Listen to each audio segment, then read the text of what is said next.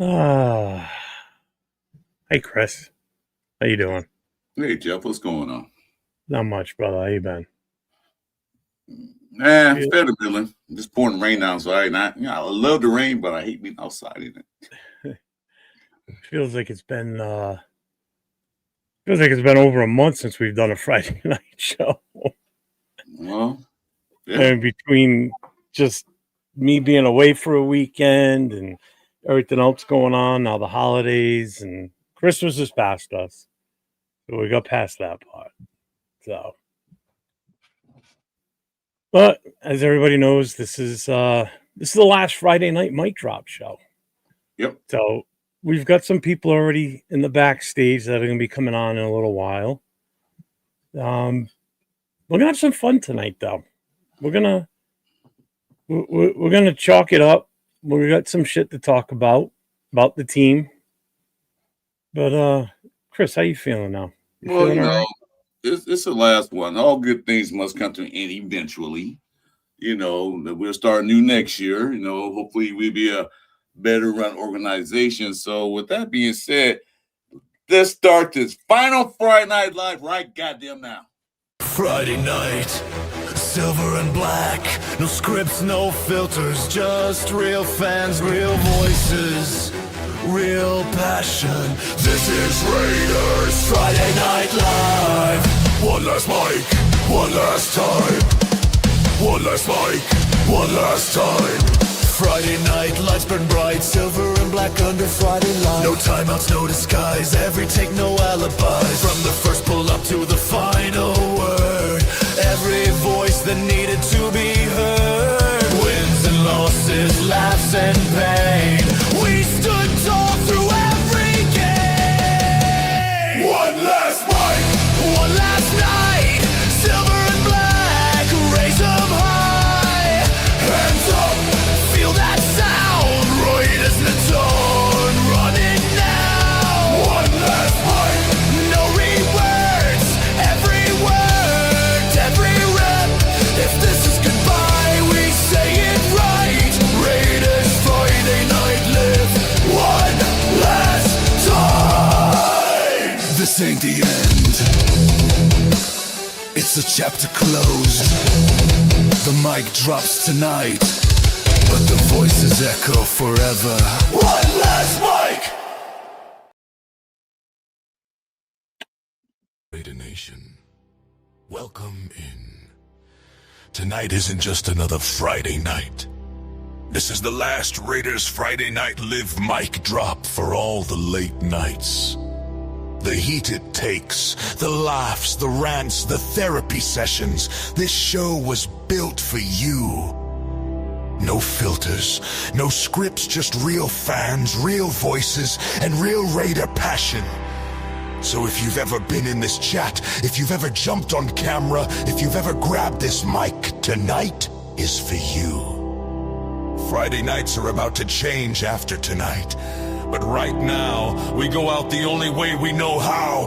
Pull up, get comfy, get on camera! Let your voice be heard. One last time. Let's get it. And with that, my friends, it's the start of the Friday Night Live show for the last time. You're here with me, 401 Raider Jeff, and my esteemed colleague and co-host for the last year doing this show, Chris 4 Raiders.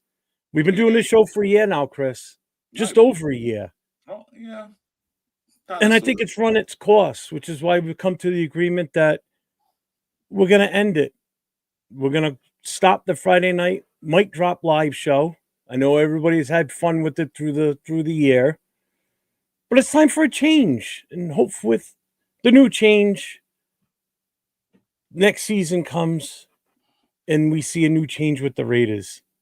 But until then, we're going to talk about the shit show that we're going through right now this year. Right, Chris? Shit show is kind of putting it mildly. You have a better word than that. It's more than a shit show. More like a whole carriage of manure. Yeah, true. So, well, I hope everybody liked the intro, the little monologue voiceover that was done earlier today. So this was a homage to everybody that's been in the chat on the show with us for this last year. And we've enjoyed it. We've had a blast doing it, but I think we both came to an agreement that it's run its course. So we're going to have some fun. So before we get rolling, let's hit the chat. Let's see who's in here with us. And then we're going to bring in two guests that are sitting backstage in a few minutes. So we've got Raider Will sitting back there. And we've got Jay from Just Raiders Baby sitting back there waiting to come on in. I can already see Will back there dancing and jumping around. So he already forgot to take his Ritalin today. He's already fired up, man. Look at him. Yeah. So we got Robert Pena in the house. We got Jack Gustafa here. We got Raider Ryan's in the house. I.e. Raider Mike. The tank is on. Apparently with Max Crosby sitting up. But we're going to get into that. Let's see. Michael Guerrero's here. What's up, my guy? Armand is here. What's up? Donuts Duncan is in the house. Raider Ryan again. Raider Way. Donut says, our tank has officially started with the injury moves. Absolutely. AO's in the house. What's up, my guy? Linebacker you. Saying ain't so, Max. Yep. It's so.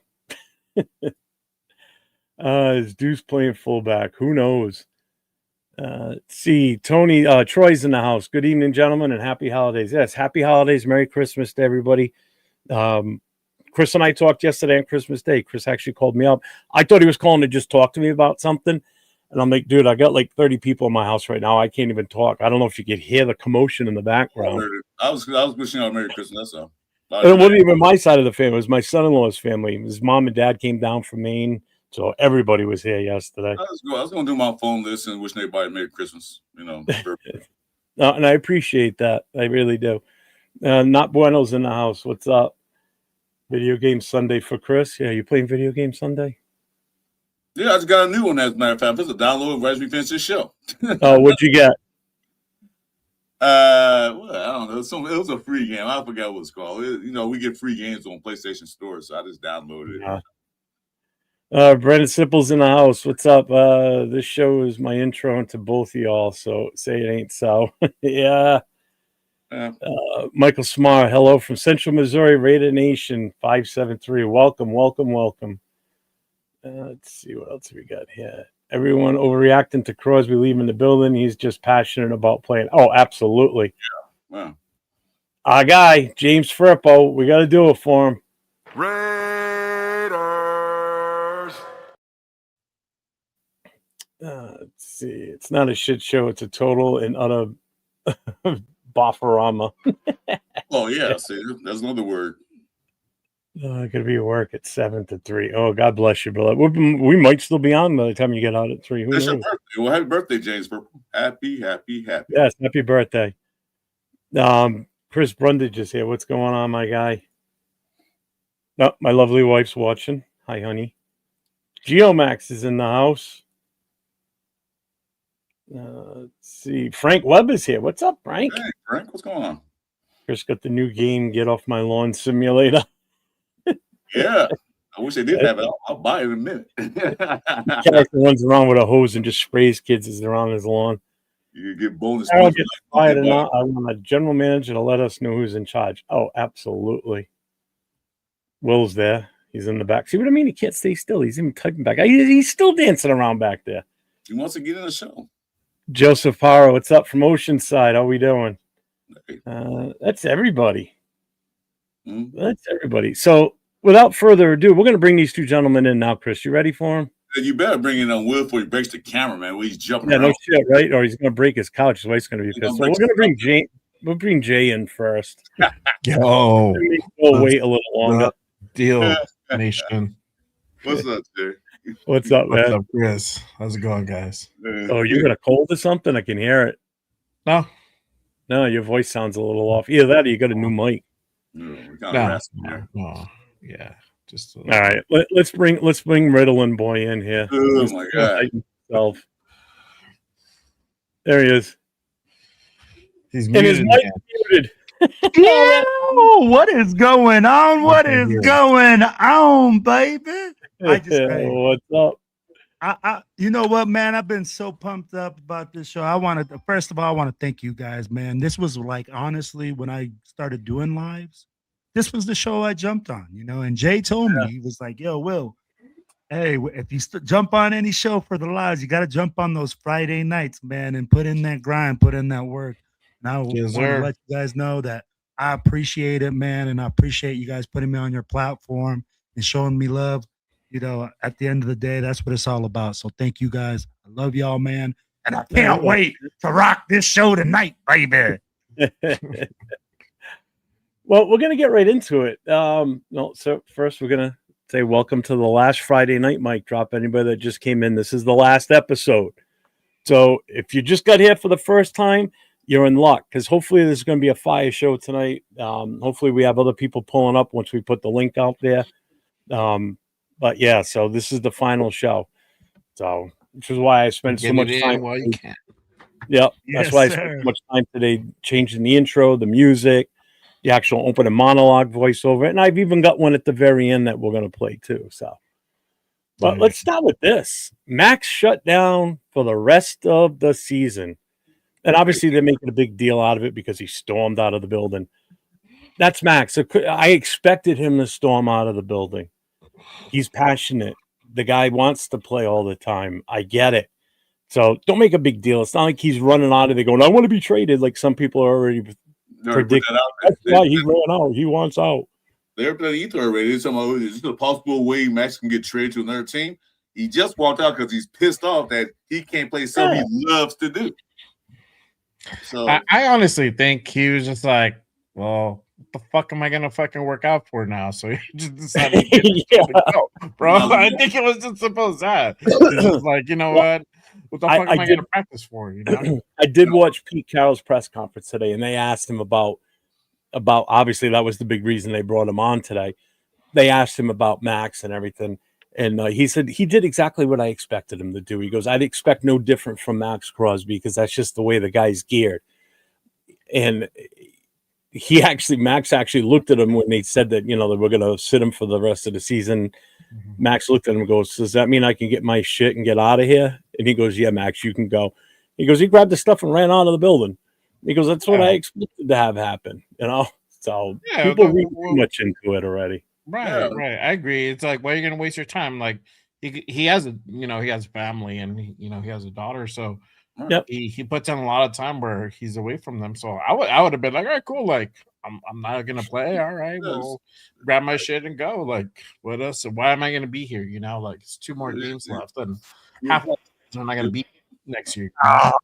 Your boss saying we're gonna close. We're gonna close it guys early. You guys are being the good guys. So why? What, bro? Hey, I'm gonna tell you like this. As a player, like Max Crosby. I don't think he was happy that with that. motherfucker is lit right now, bro. When a coach comes and tells you that you can't play and you want to play and you're the best player on that team and you're a leader like he is, bro. Yes, I know that he's not done out the door and like saying, "Oh yeah, I want to get traded." But that dude right now, his soul is on fire, bro. You know this. Let's be real. Oh, I don't think he's happy about it, but at the same time, do I think he threw a temper? No, I think he just decided to go ahead and like, hey, I'm going to enjoy my next 2 weeks off, Yeah, he can enjoy the rest of the holiday. Start his vacation early. With his daughter, with his wife. He say, look, hey, I can enjoy the rest of the holiday because usually they playing about this time. They playing on.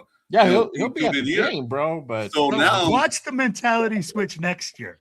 This man is going to come in like Mike Jordan. Oh, yeah. And outwork, bro. He might not even go into an offseason. This thing pisses him off so bad that as soon as he's like 100% ready to go, bro, hey, you have to have some drive. And this guy has a high level of drive. Look at the tattoos on his chest. It's Kobe Bryant. It's Michael Jordan. It's guys that have achieved greatness through outworking everyone. Yeah, no, I mean, okay, I can go get those same tattoos on my chest, and it don't mean I'm going to outwork everybody. I know. But Max Crosby's not the same as us, bro. He I'm is trying to think the that correlation. tight. What's a tattoo got to do with him? So, The way so he does that is? mean I can get the presidential seal on my chest, and that means I'm the president? No, bro. Yeah, Hey, what I'm absolutely. saying is he Okay. has those type of aspirations to be great like that. He has those type of Puts in a lot of aspirations. work, bro. Yeah, he puts in a lot of Yeah. work. Probably one of the hardest working dudes in that building. And yeah, you know, I expect him to be getting ready for next year even better than this one. But nonetheless, I think he just decided, hey, you know what? I'm gonna go home and spend time with my family. I don't need to be at practice. I'll be at the game on the field, but not suited up. That's just that's who he is. He'll be there, man. Mhm. So I just linebacker wouldn't read too says much what into I've it. been saying, but he says it in the chat. Nobody says dick. I say it on the show, and everybody fires I know off you me and do. joke me out about trading Max. And again, I think we're already too late on that. We should have done that before the draft, but that's besides the point. We should have done that before the draft last year, not this coming draft. But whatever. Just probably live off North River, so just down the road. Read Ryan. My wife's a 49er fan, so I watched the games lately since our team's toast. I like how they mix it up on offense with the run game and Hushek lead blocking. I forgot what blocking looked like. Yeah, but you're also talking a totally different beast at running back for that team versus what we got. I'm sorry. Yeah, McCaffrey, Red man, Ryan. Red Ryan, I'm in the same boat as you, man. My wife's a 49er fan too, so yeah, I know how you feel. Exactly how you feel. It's Sacktown Mike. What's up, Sacktown Mike? For those that didn't know, Christmas Eve, Sacktown Mike went in for hip replacement. And he was home Wednesday night, Christmas Eve, after the surgery, and he was on the show Wednesday night. So he's a little sore tonight. So I sent him the link like I always do on Fridays. So he may or may not be able to pull up, but he said he would definitely be in the chat. So best to you, Mike. Hope you're feeling better. I hope you're on a quick road to recovery. So this is a surgery that's supposed to be live. He was on the show with me and Jason, and he looked pretty good. I mean, that's because he was all hopped up on Vicodin and shit. Yeah, that's probably what it was, because you couldn't tell he had surgery or not, because he said like he did. Yeah. And now my question is, so we know Max has been shut down. So who's next? Is Miller next? I hope so. I hope so too. But Pete Carroll did say that he's not active for this weekend. So he's definitely not playing this weekend. Mm-hmm. So if he's not playing this weekend, then why are we even going to think about even entertaining the possibility of having him play the last game of the season? There's no need for it. So not only is Miller a question, what about Genty? What do you guys think? Yes, no, maybe? He's a rookie, doesn't get the play time. No, I don't think he'll get I don't think he'll get completely sat. I think they'll probably start with the whole limiting his reps type of shit again. You know, I think they play him like part of the time. I think that last game you'll probably see him maybe the first half, and that's it. And then we won't see him anymore. Here's what was said in Pete Carroll's press conference today, because somebody asked him about Genty being so close to 1,000. Are you gonna? Is there a push to get him to that 1,000 milestone? And he said that's always the benchmark for running backs, especially in their rookie year, to hit that 1,000 mark. He goes, "We're gonna try, but I don't know if this is what he said." And I remember this because when I heard him say it, I'm like, which is why I made this banner. His words were, with our offense. With our offensive game plan for the last 2 games, I don't know if that's going to be a possibility. What? So I'm taking that. Yeah. So I'm taking that as, does that mean they're going to sit him? No, that means we have planned to lose. That's what it means. We're planning to lose. And that was my next thing. Because don't forget, he needs 82 yards per game the last 2 games to break 1,000 or to hit 1,000, just at 1,000 even. That's a lot, to be honest with you, based on what he's done through the season. Yes, he had a great game last week against a really good defense. Can he repeat that this week? Who knows? Can he repeat it the final week of the season? Who knows? So is there still a chance they could shut him down? What do you guys think? Yeah, I don't think they shut him down. I think they're gonna limit his reps. I think that's what's gonna happen. They're gonna scale it back big time, for sure. Yeah, I agree with Jay. I think that he won't sit, but he won't get 25 carries. He'll probably get maybe 10 and 15. Using more in passing games, they do that, but I don't think they're going to sit him. Why deprive the young man after all the hardship he's been through this year to get close to 1,000 yards? That's, like you said, that's a threshold especially for a rookie. You know, that'll build up his confidence for next year moving forward. What's up, G fam? Bro, I'm pretty sure he has some type of contract thing where if he hits 1,000 yards, he probably got a little bit more money coming to him. You want a bonus? Yeah, a little bonus, a little something in his contract if he hits 1,000 his rookie year. And after all the misery, all the bullshit, the limited carries in the first 4 games, why not try to get this young man there? But I'm going to tell you, if you're going to tell me that that's not in the game plan, that means you plan on throwing the ball with Geno Smith 40 times a game. And that is a losing formula for losers like Pete Carroll. Just to address Rorschach's comment here. Sorry I'm late, but what does the live stream title mean? Just what it says. This is the last Friday night mic drop show where we open it up to anybody that wants to come in and get on camera. And so this is the end of the show. Now this is the last episode. Friday nights are switching for me to a different venture for me on Friday night. So Friday nights I will still be on, same time, but it's a whole different format. It's going to be, fuck it, I'll just do it right now before we get into it, just so everybody's aware. It's where the hell did it go? Ooh. You know what? I'm just going to play. It's a rough draft. It's not. It's just this is a promo, so I'm just going to play the promo. It started Friday night, January 2nd. NFL fans finally get a show that doesn't slow down. No scripts, no safe takes, no excuses. Fans of all 32 teams, wins, losses, chaos, controversy. Bring it all. No huddle. Premieres January 2nd. It's live every Friday, 9 p.m. Eastern. No timeouts.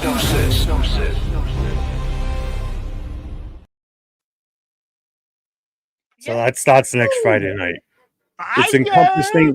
It's encompassing NFL fans regardless. It's not just a Raiders themed show. It's going to be open to any and all NFL football team fans that want to come on. It's going to be pre-selected who comes on type of thing. I'm not going to be dropping a link on the show and letting anybody and their brother pull in. It's going to be more of one-on-one with myself and another fan of another team, maybe even 2 or 3 other people on the panel at the time. But we'll be talking about all teams. It's not going to be strictly a Raider show. I'm still going to be doing all my other Raider shows. I'm just kind of expanding a little bit, trying to come up with a different take, different concept. So that's what it'll be starting next Friday night. So we've got a whole new intro for it and everything that a buddy of mine's doing. So it's actually pretty good too.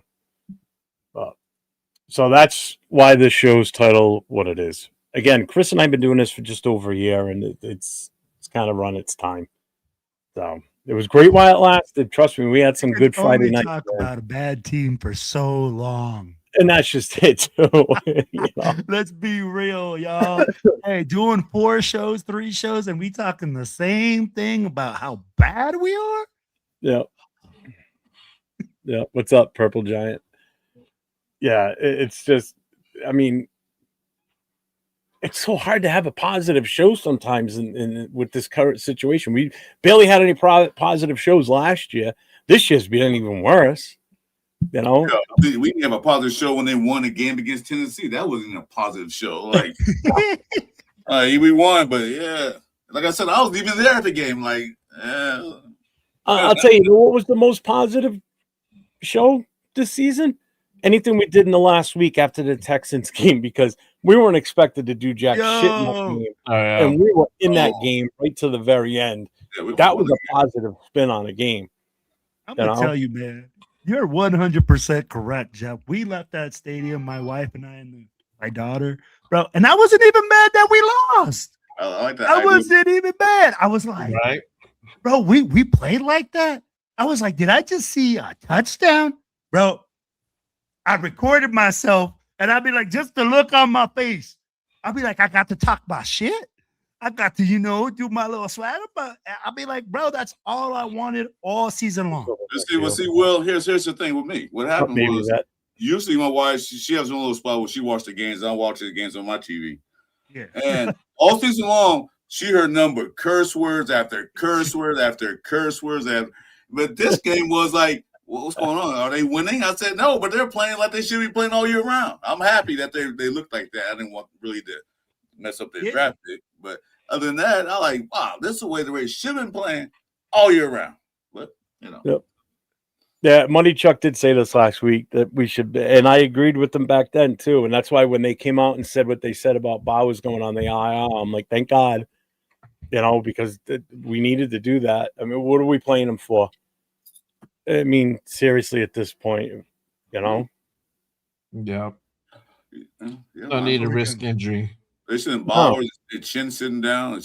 Who was Bowers' Chin? Now Max. So they probably gonna sit some more people down pretty soon.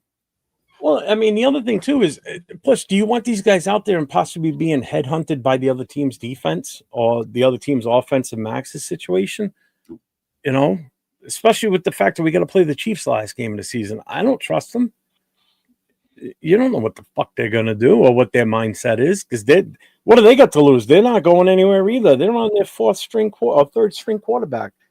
Not for nothing. He actually looked pretty decent. Don't be hating on them 67 yards of offense. That's like our game plan. 67 total yards. That's what we're going to get. Is that what they pulled off last night? That's horrible. That's how many yards they had last night? Bro, it was like 60-something. 6-7. My wife's over here going 6-7, 6-7. No, we didn't watch. I didn't watch the game last night. Yeah. I had it on. That's the game plan we got. That's what Pete Carroll is telling us. Are we going to go for like the whole 50 yards of total offense for the whole game, guys? If we're not going to give it to Ashton Genty. Bro, the Giants have the worst run defense in the league. Makes zero sense. Well, I mean, if it's not Genty, if Genty doesn't play or if he's limited, then you're talking Lobby, you're talking Mostert. I'm telling you, he looked slow and sluggish on Sunday. He didn't look right. Mostert's actually nursing an injury, so he's not full. He's not full yet. So yeah, he didn't look good. I mean, even the time he was out there, he just wasn't running with the same oomph that he was prior weeks. So that leaves Lobby, Mostert, and Kalia. Yeah, because Zamir's still buried. Oh, he's not even dressed. Yeah. No. He might dress for the last game. You never know. No, he can, but put him in there. Put him in there and have him good games so we can trade his ass. That's what we can do. You know what, though? I am interested to see who's going to stand up as a leader on the defense. Now that Max is not in that huddle, who's the guy in that huddle that's going to get the guys fired up? Because bro, right now they're going to look around in that huddle and be like, bro, what the fuck are we going to do? We don't even got our leader out here. So I want to know who's going to stand up, who's going to grab the bull by the horns and say, yo, you know what? He ain't here, but we got this, and let's make it. Yeah. I'm still going to be doing Raiders stuff. It's just Friday night's going to be – it's going to include other teams too, not just strictly Raiders. So we'll still talk Raiders on here on Friday nights, but it's not going to be all Raiders all night long. That's all. Okay, with that being said, this is that time, and now I'm gonna go ahead and put the link in. So if yes, you guys sir. come into the last show of the Friday Night Live, this is the opportunity. Make it count. Happen again. Yeah, you probably will not get a chance. Randy N's in the house. What's up, Randy? Arnie, say what's up, Arnie.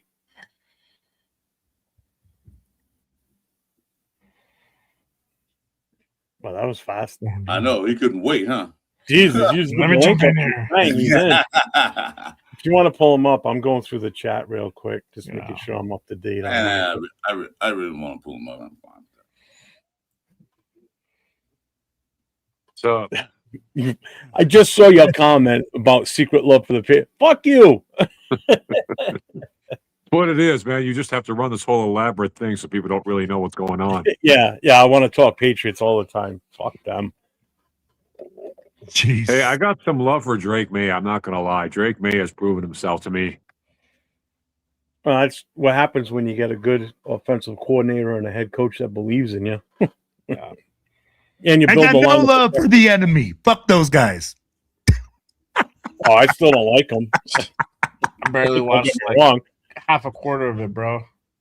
What's like So, the last guys, 5 minutes of the fourth? guys, how obvious do you think both teams are going to be about trying to lose?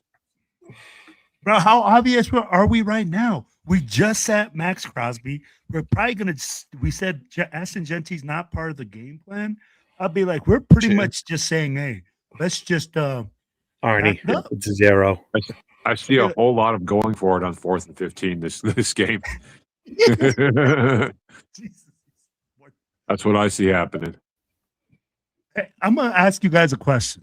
What happens if this backfires on Pete Carroll and all these backups come in there with the freaking like wild hair up their ass and we play like we're fucking our hair's on fire? What does Pete Carroll do then? I don't think that would actually quite happen, bro. The talent's not there. Hey, I'm just saying. I'm asking a metaphorical question here because Metaphorical, I don't know. I don't believe I it. didn't think we were going to be close with the Texans. I didn't. I wasn't expecting that to come us. I wasn't surprised we were as close because the Texans honestly played like shit. That's a lot that had to. Yeah, half of me thinks that they did that on purpose just to make the game entertaining. Well, they didn't take us seriously. Literally, we just got skunked the game before. So, why would you? And like, okay, we can go ahead and not really put a lot of effort in. We're gonna still pull out a W, and that's what they ended up doing. They had to kind of turn on the burners towards the end of the game to make sure like they're left with W. I don't know. That's the way I look at it. Like to me, they did try. I'm not saying they didn't try, but just there's only so much you can do. Like I feel that they really didn't take it seriously, and that's kind of also what had to do with that game. So I got a question for you guys, man. What do you think of this whole possible firing of Dan Campbell going on? And if he does get fired, would you want to bring him here? Why would they fire him? Dude, Detroit Lions fans they have the patience. Yeah, that's the fans, though. That's the first I've heard of it. But the Ford family is known for caving into. Yeah, but you gotta give the guy a break. All right, he lost his offensive coordinator and defensive coordinator to go and be head coaches with 2 other teams. Agreed. So he's bringing in 2 new guys this season. Yep. They still were. They didn't bottom out and like just totally suck ass all season. Right. You can't. That I don't agree with firing. I think that's a bad move. I agree too. I agree totally. But totally a bad move. Detroit is not known for making smart moves. Well, that's also Detroit fans being ignorant and yeah, they are. There's no question. All fans of all teams, when their teams suck, what's the first thing they holler? First thing they holler is fire your coach. No matter they had a great year last year, but soon they start sucking, fire him. That's just the way the fans are. They're gonna be like that. So I didn't hear from the upstairs department. I didn't hear anything like that. Why would they fire him? Like Joe said, he lost all his people last year. Well, the Ford family is not known for sound football decisions, so that's why Matt Campbell could become available. I'm sorry, Dan Campbell. So, Accelerator, I love the way that you said that. Right? They're not known for it. If they decide to let Campbell go, okay. Yeah. The Raiders are a sick team. We need some Campbell soup to recover from whatever we got going on because that man is some medicine for his team. He has changed the culture. Yeah. He is a culture changer. A man that can come in and actually has a proven track record Agreed. of being Agreed. a ingenuitive, going after it, an offensive guy, a guy that has changed culture. They be giving me some Campbell soup. I'll take me What's up, some Randy? right now. I agree, I'm man. ready Like, to I bend really, play. We I only got agree. 2 more shit shows to watch before the season's over. Thank God. So you got two possible NFC North coaches. You've got Campbell and LaFleur, because LaFleur is apparently having trouble with the front office. So those are, then LaFleur is a darn good coach too. I don't think he's as good as Campbell, but he's good.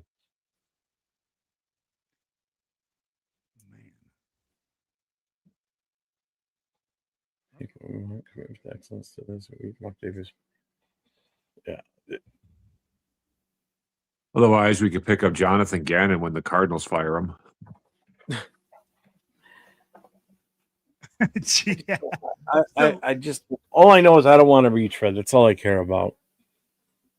You wouldn't I take don't Campbell? want Gruden 3.0. Absolutely freaking I not. don't think they fired Dan. Dude, what Campbell, if, what to be problem? Why honest. does people have problems with Gruden? Gruden Even was on a good coach. Yeah, because Maybe I'm gonna this tell is- you like this, man. I'm like, just like Pete Carroll, the time has passed him by. Hey, the same thing's gonna be there. I'll be like, what are you gonna get with Gruden 3.0 that you didn't get with 2.0 and 1.0? Exactly. Gruden 2.0 got us to the playoffs.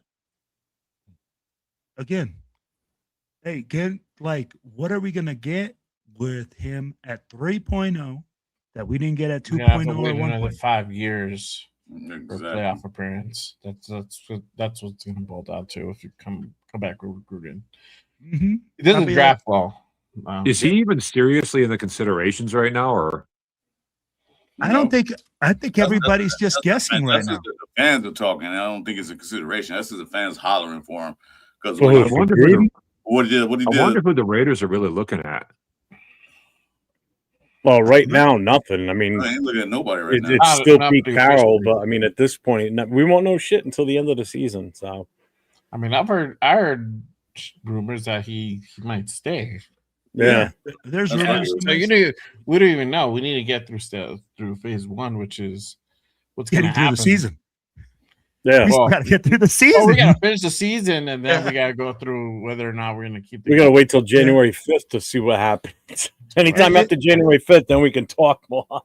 Yeah, we didn't even know. Remember last year we had to wait 3 days, 2 days, Like something till the that. 20th or something like that, or 18th. Well, he did a press conference, and the next day the candle. Yeah, me and Jeff did a live on that day. He was like looking at it like, hey, look like AP's going to stay. Next day, next day, Jeff? Fired. Like, what? Then 3 days later, they fired, what's his name? Telesco. Like, Jesus. So we still get. Oh, go. I'm sorry, Chris. Go ahead. No, go ahead. I said, we don't know what's going to happen. But here's a question for you, Mr. Hobo. If they fire Pete Carroll, what coach will want to come here if they see what the Raiders do to their coaches? You know what I mean? Well, but we have a different office now. That's the thing. We've got Spytek and we got Brady, and Campbell and LaFleur would probably trust Spytek and Brady a lot more than front offices past, if you know what I'm saying.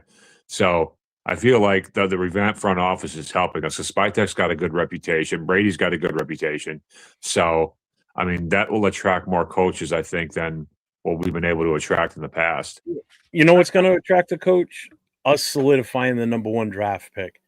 Because if you want to have any hopes of bringing in a guy that you want, a younger coach that's going to help groom and grow a rookie future franchise quarterback, and let's say Mendoza, I'm just throwing the name out there, don't anybody kill me, throw out Mendoza's name with the number 1 pick, that's enticing right there. Let's put it this way, if Cliff Kingsbury was available at the time and we had the number 1 pick, he would have come here that year.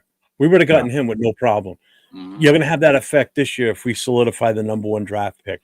That makes it enticing because now this coach is getting the first pick out of 200 and something kids that are going to be picked out coming out of college. So he gets the number 1, and not only the number 1, but you're getting the number 1 for the entire draft every round. So you're getting the number 1 and the number 33rd ranked kid. So you've got your hand in the mix here for some good players. So that's the other way you got to look at this too. So it's not so Otherwise, much. if we get Joe Not, Burrow, I don't think the front office has anything to do with the decision a head coach is going to make wanting to come here, or a coach possibly being the head coach coming here. It's going to be that number one pick is going to mean a lot. I'm telling you that's a big selling point, and the no sales tax. coaches have avoided us because of our front office for a long time, Jeff. Yeah. Jeff, coaches have avoided us because of our front office for a long time.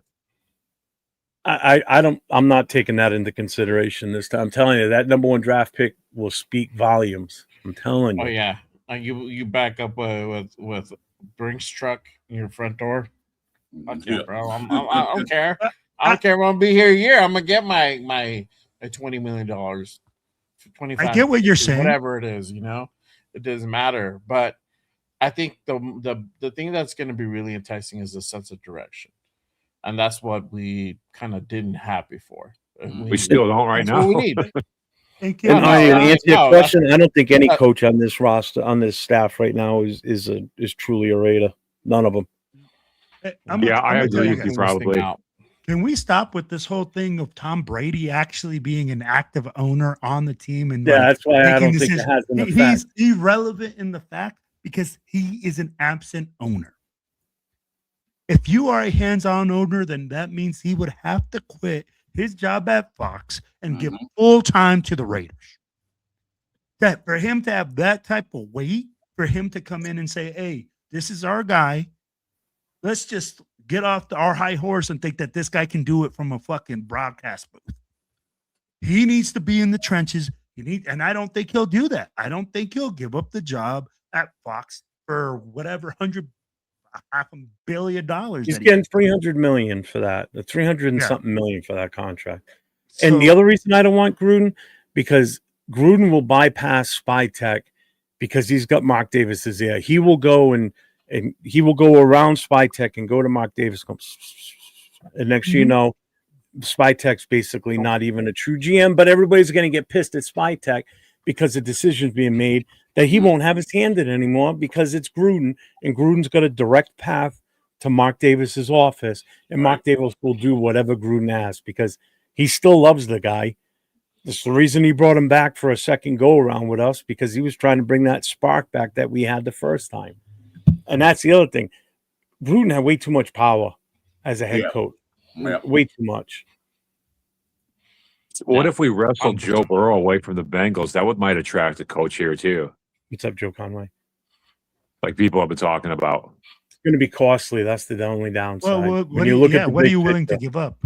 Two number ones? Give up a couple first rounders. That's Joe Burrow we're talking about. That is Joe Burrow we're talking about. Is he going to quarterback in the league?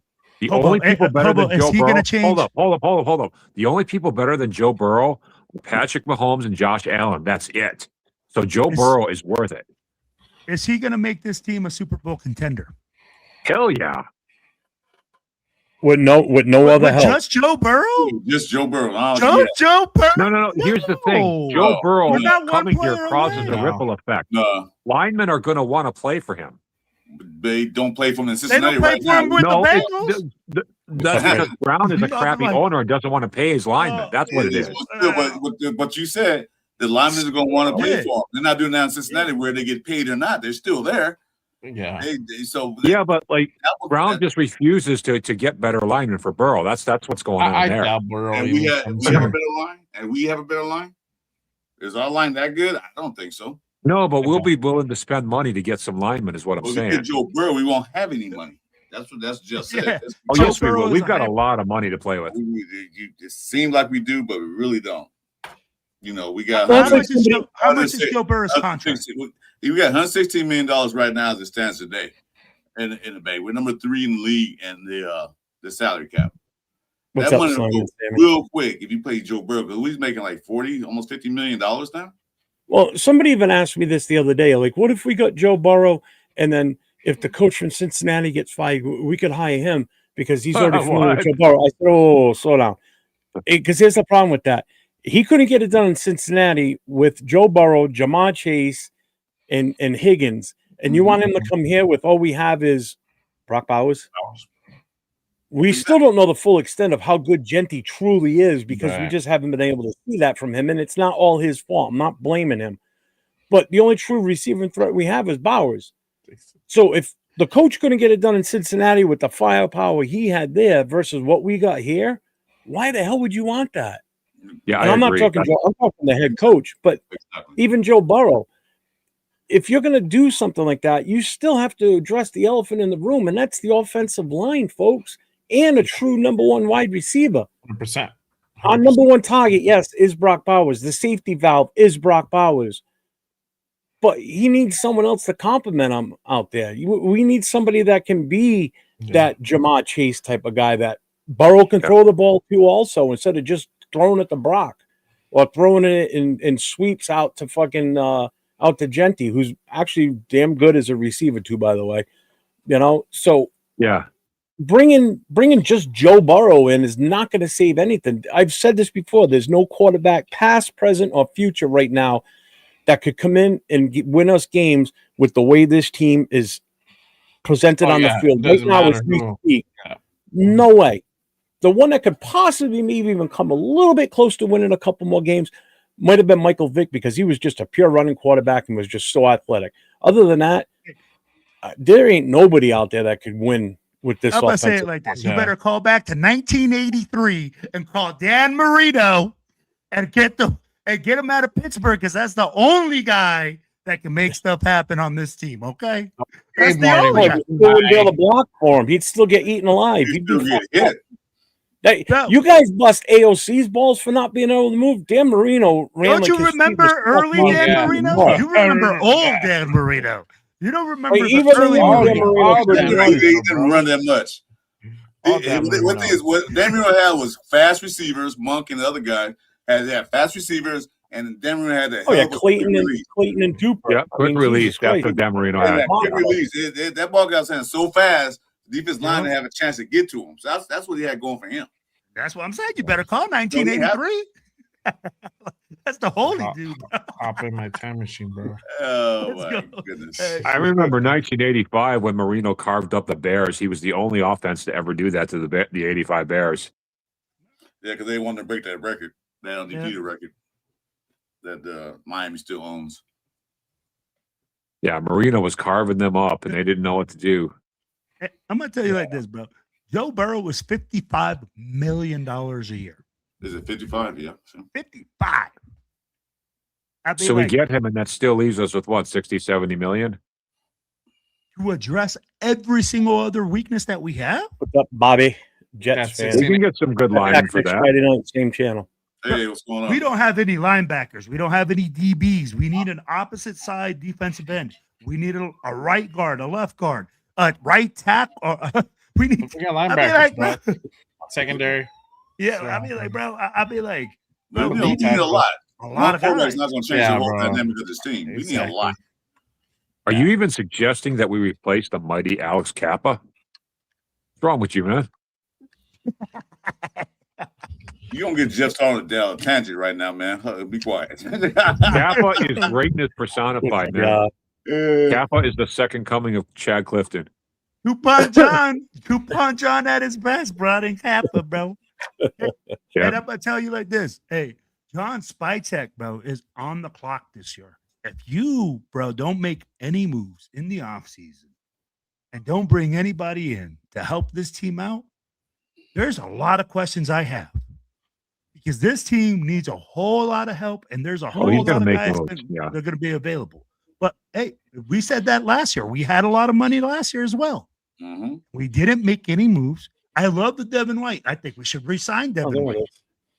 You know, I think he did a great job. I don't know how I missed that. I'll be okay with parting ways with Devin White. Just real quick, shout out to Stephen Conway with the $1.99 super chat. Jay, I think that was on your channel. Yeah, that was on my. Hey, appreciate you, Stephen. Thank you, brother. Salute to you, man. Hope you had a good Merry Christmas. Giants he fight. Just sent it to himself. And I'll say what, Dayball wasn't the problem in New York either. I'd take Dayball as an offensive coordinator 24 hours a day, 7 days a week, man. I'd take him in a fucking heartbeat. You know, Kappa has been pretty good at so center. let me ask you, why would we take Dayball? Hey, let me ask you this: why would as we an take offensive Dibble? coordinator, Yeah, as a Coordinator, coordinator, I would. Oh, okay. not the head coach, coordinator. Coordinator. Yeah. Okay. Because I think he's that same thing with like McDaniels. McDaniels not a good head coach, but a great offensive coordinator. Daboll, great offensive coordinator, not so much as the head coach. You know, that there's that makes few sense. out there that are good to great offensive coordinators that can make that transition. Obviously, McDaniels is not one of those because he's proved it once in Denver and he proved it with us. You know, those season and a half with us was a goddamn disaster. Yeah. I've never seen a players revolt against a coach in any team in the NFL ever like the players revolted against McDaniel. That was that was something that you just would think you would see on a high school team or something, but that's how bad he was. But Alex, no, and you're right, linebacker. I mean, right now Pete Carroll's still the head coach, so I mean, all this talk about coaches really doesn't mean jack right now. Just the same reason when someone asks me a question, what would you do with the first pick in the draft? I can't answer that right now. I really can't because we don't know the trade back, get more picks. Trade the whole team, bro. Yeah, but again, I wouldn't even agree to that right now.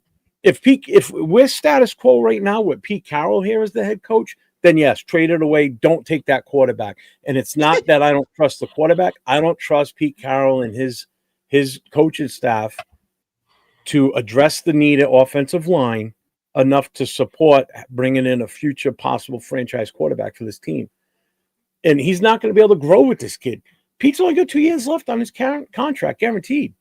Do you want to start with a brand new quarterback that's never played in the NFL before with a coach that's only going to be here for 2 more years? If he makes it 2 more years, that's the question. So until we know what's going on with the coaching, all the final evaluations come out on these college players, and then all the type of rankings and all their tendencies, their good shit, their bad shit, all that stuff comes out, and we get a better understanding of how good these kids really could be and what system they fit in. And first of all, we still need an offensive coordinator going into next year. Mm-hmm. So even if we stay with the coaching staff, we still have to hire an OC. We don't know who that's going to be. We don't know if Mendoza is even going to be a fit for the scheme that this guy wants to run that comes in here. We can't answer that legit right now. Everybody wants Mendoza, yeah, but there's reasons why you wouldn't want him too. And it's not because of the kid's talent. It's because of what we are right now. I mean, go ahead and dispute that one. I mean, I'll stand on that soapbox until the draft's over. You know? I'm kind of over the Mendoza hype, man. Like, his name's getting dropped so much, I just don't even want to hear it anymore. Oh, he's the fucking Heisman Trophy winner. Of course he's going to be the talk of the town.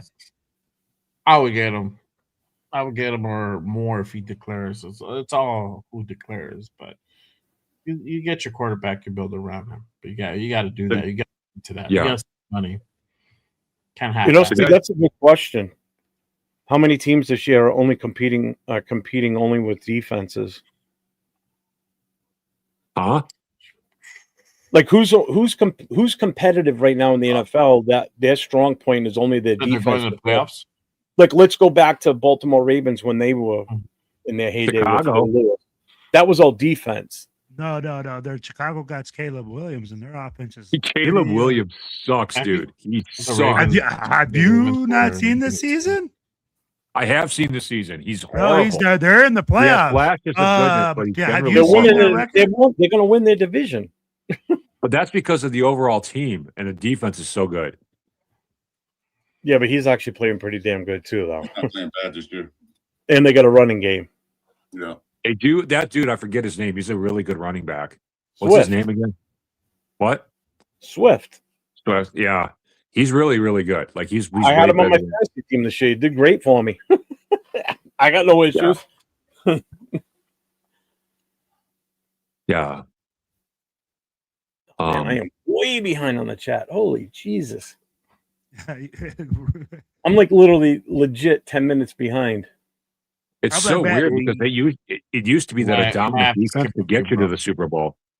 Like, remember the 2015 Broncos? That was all defense. Hey, Peyton Bobby, Manning? check back next Friday night. It's the format's changing on Friday night, so you might be with you being a Jets fan. It's not going to be strictly Raiders talk next Friday night. It's going to be all NFL teams. So make sure you check in 9:00, same time, same channel. Everybody's welcome. Yes. Oh, the Texans. There you go. There's a good example. The Texans are a team that's pretty dominant, but just getting by on their defense. Yeah. Yeah, the Ravens, yeah. Ravens too. The Ravens actually kind of survived on their defense most of this year, even though their offense is just fucking struggling. The Ravens had a weird setup because at the beginning of the year, their defense really sucked. But for whatever reason, Thanks. they got it together. And then, What's up, prop? but as the defense The improved, the offense, offense went down. But their defense was awful for like the first 6 games of the year. What's up, Moval? I don't know why. Arnie, who will be our starting QB next year? AOC, Gino, or Mendoza, or more? Oh my God. Oh, I don't know. Well, let's put it this way: if You know, Pete Carroll's universe next we- year, it's going to be Gino. So I'm sorry. That's all I know. He's still under contract right now. Yeah. I mean, like, hey, Both of them I mean, are. like, at the end Both of of the them day, are. we need more. And We once need the to wait. girl's still there, he'll be the starter. So there it is. Can we get a change.org petition to get rid of him, you think? Get rid of who? Gino. Go to change.org, get a bunch of signatures. Maybe they'll listen and get rid of him. Bro, I saw that money, Chuck. Thank you. that's a dream, bro. Like, honestly, at the end of the day, what it's Oh, going to Nutty be Nate, is what's the up, head Nate? coach that comes in. The head coach that comes in says, is this guy my guy? If it's Pete, we know that's Gino's his guy, that he's going to be around. But Gino himself doesn't want to be here, though, I don't think anymore. So there's that. Hey, just real quick, a shout out to my guy right here in the chat, Dave Sosona. He's the guy that's putting my intro outro video together for that show. So I haven't even showed you guys yet that I had the rough draft one that he sent, but he's putting the final touches on it. But it's good. I like it. I like it a lot. Yeah. It's a collaboration. I did this. I wrote the song and produced the song, and he's doing the whole video setup. It's pretty good. I like it. I like it a lot. I don't want to hear it unless you're singing, Jeff. There's no I want words. to hear those vocals. There's no words. It's all instrumental. It's all heavy saxophone and deep bass guitar. Jeez. I Good, just though. realized, Jeff, you kind of look like Lemmy from Motorhead. Yeah, if you weighed about 400 pounds. Fuck. Yeah, Oh, you you should got the play same it. kind You of should thing play it going on. later, Jeff. Yeah, you should play it later, Jeff. Yeah, Hey, Friday Night Live, the only place we're gonna hear 80s softcore porn as you Dude, bro, that's exactly what I was thinking. Because Oh, it ain't. Trust me. saxophone, I'm It like, doesn't sound anything oh like that. yeah. Oh yes, it is. Jeff is like, damn, this brings back really good memories. I can't put my finger on it. I don't know why. When I used to have full set of hair, I'd be like, I used to just flow back. Back when I had a mullet. And that was the styling days. I don't want to hear it. There you go. You'd probably look badass, bro. Business in the front, party in the back. Yes. Exactly. Oh, wait. Oh, you're in New York City. What bar are you at, man? Oh, please tell me you're at Peter Dillon's. If you're going to be at a bar in New York City and you're a Raider fan, you got to be at Peter Dillon's. If you're not at Peter Dillon's, you're in the wrong place, my guy. Get in the cab, go to Peter Dillon's. I can't wait for New York City now. It's the Silver and Black Empire headquarters right there, man. Yeah, that's a Raider bar, bro. Oh, we're definitely going to be doing something with them too for the Raiders Jets game next year in New York. Oh, hell yeah. You just want to drop it right now, Jeff? Let everybody know what's going down in New York City next year. I'll tell you right now, if anybody's planning on making a trip from anywhere in the country to go watch the Raiders play on the road next year, you want to do the New York Jets, New York City game. That's the game to go to. So that's the one where we are going to have so many people already planning on coming out here for it. As soon as the date drops, I'm going to be full bore, full steam ahead, working with Mike from Raiders Against the World, working with Will and the other organizations, other TBH chapters, other booster clubs in the New York, New Jersey area in that Tri-Borough section. and we are going to throw one hell of a party. And the goal is to get everybody at one location for everything. Yep. So we're not going to have like 5 parties spread out all over the place. We want to get as big of a group of Raider fans as we can get in one place as possible is the goal. That is the way to do this. Because I know when they were in Houston, there were people spread out all over the place. There was a party here, party there, party here. We can't do that game, anymore. baby. We got to Changing travel the as a game. massive group to the point where people see us coming and they're going to be like, oh, shit, look at how many people are here for the Raiders. Oh, my God. I'm talking like hundreds of us showing up to a party somewhere that can hold all of us. So I will tell you like this, guys. Yeah. The record is 700 people. 700 is the record. We did it in NOLA last year. We want to break 1,000. We want to break 1,000 people at this event. I want to see us black out New York City, baby. I want to see Jeff looking like he's swimming in the ocean in Raider Nation. Or do something in Jersey. There you go. Jersey. Oh, we're definitely going to be in Jersey. We'll be in New York City. We're going to be. I found a great location in New Jersey, right next to MetLife Stadium. That if we can pull that place off, boy, it's going to be killer, dude. It's a whole indoor amusement park. It's got a water park. It's got an amusement park with roller coasters. It's got all kinds. It's got Legoland indoors. It's got Nickelodeon Center in there. So anybody that's bringing their kids, guess what? We got the place for you. I just got to talk with them and get it all set up. But the place is massive. I couldn't believe how big it was when we drove by it on the highway. I'm like, there's fucking roller coasters in that place? Yep. Is it American Dream? Look it up. American Dream. Don't go by the places on there because that may change. Is it in New York? No, it's actually in the Meadowlands. It's legit in the Meadowlands. You're on 95. It's right. The build. I could throw a rock at it from the car driving by, and I'd hit the building. What's the name it's of it? Right on the highway. Jeff again? American what? American Dream. Well, I'll be right back. Hold on. So, Jeff, are we going to have like a funeral and a eulogy for the Friday night call-in show? Should roast it. No, I got a ending monologue at the end. It's a voiceover that I'm gonna play as we head out. Somebody should like have a shirt and tie on and like give a tearful eulogy and stuff. No, it wouldn't be the Right Away wearing a shirt and tie. Right Away is dressed just like we are right now. Right, Chris? Huh?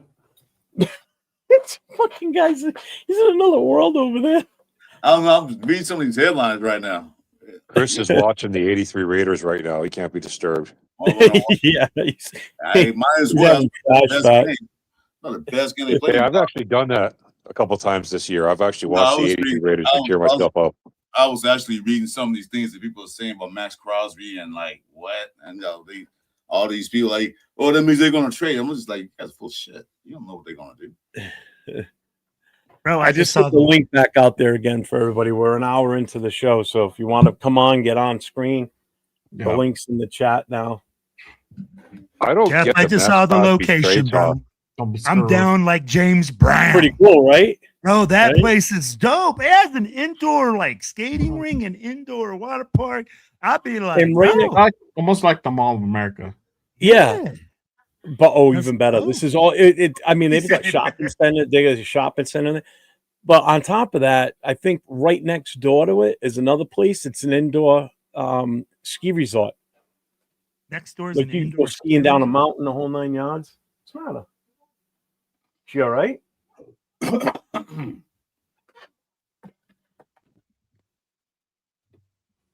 So yeah, I can't wait for next year. It's gonna be a great weekend.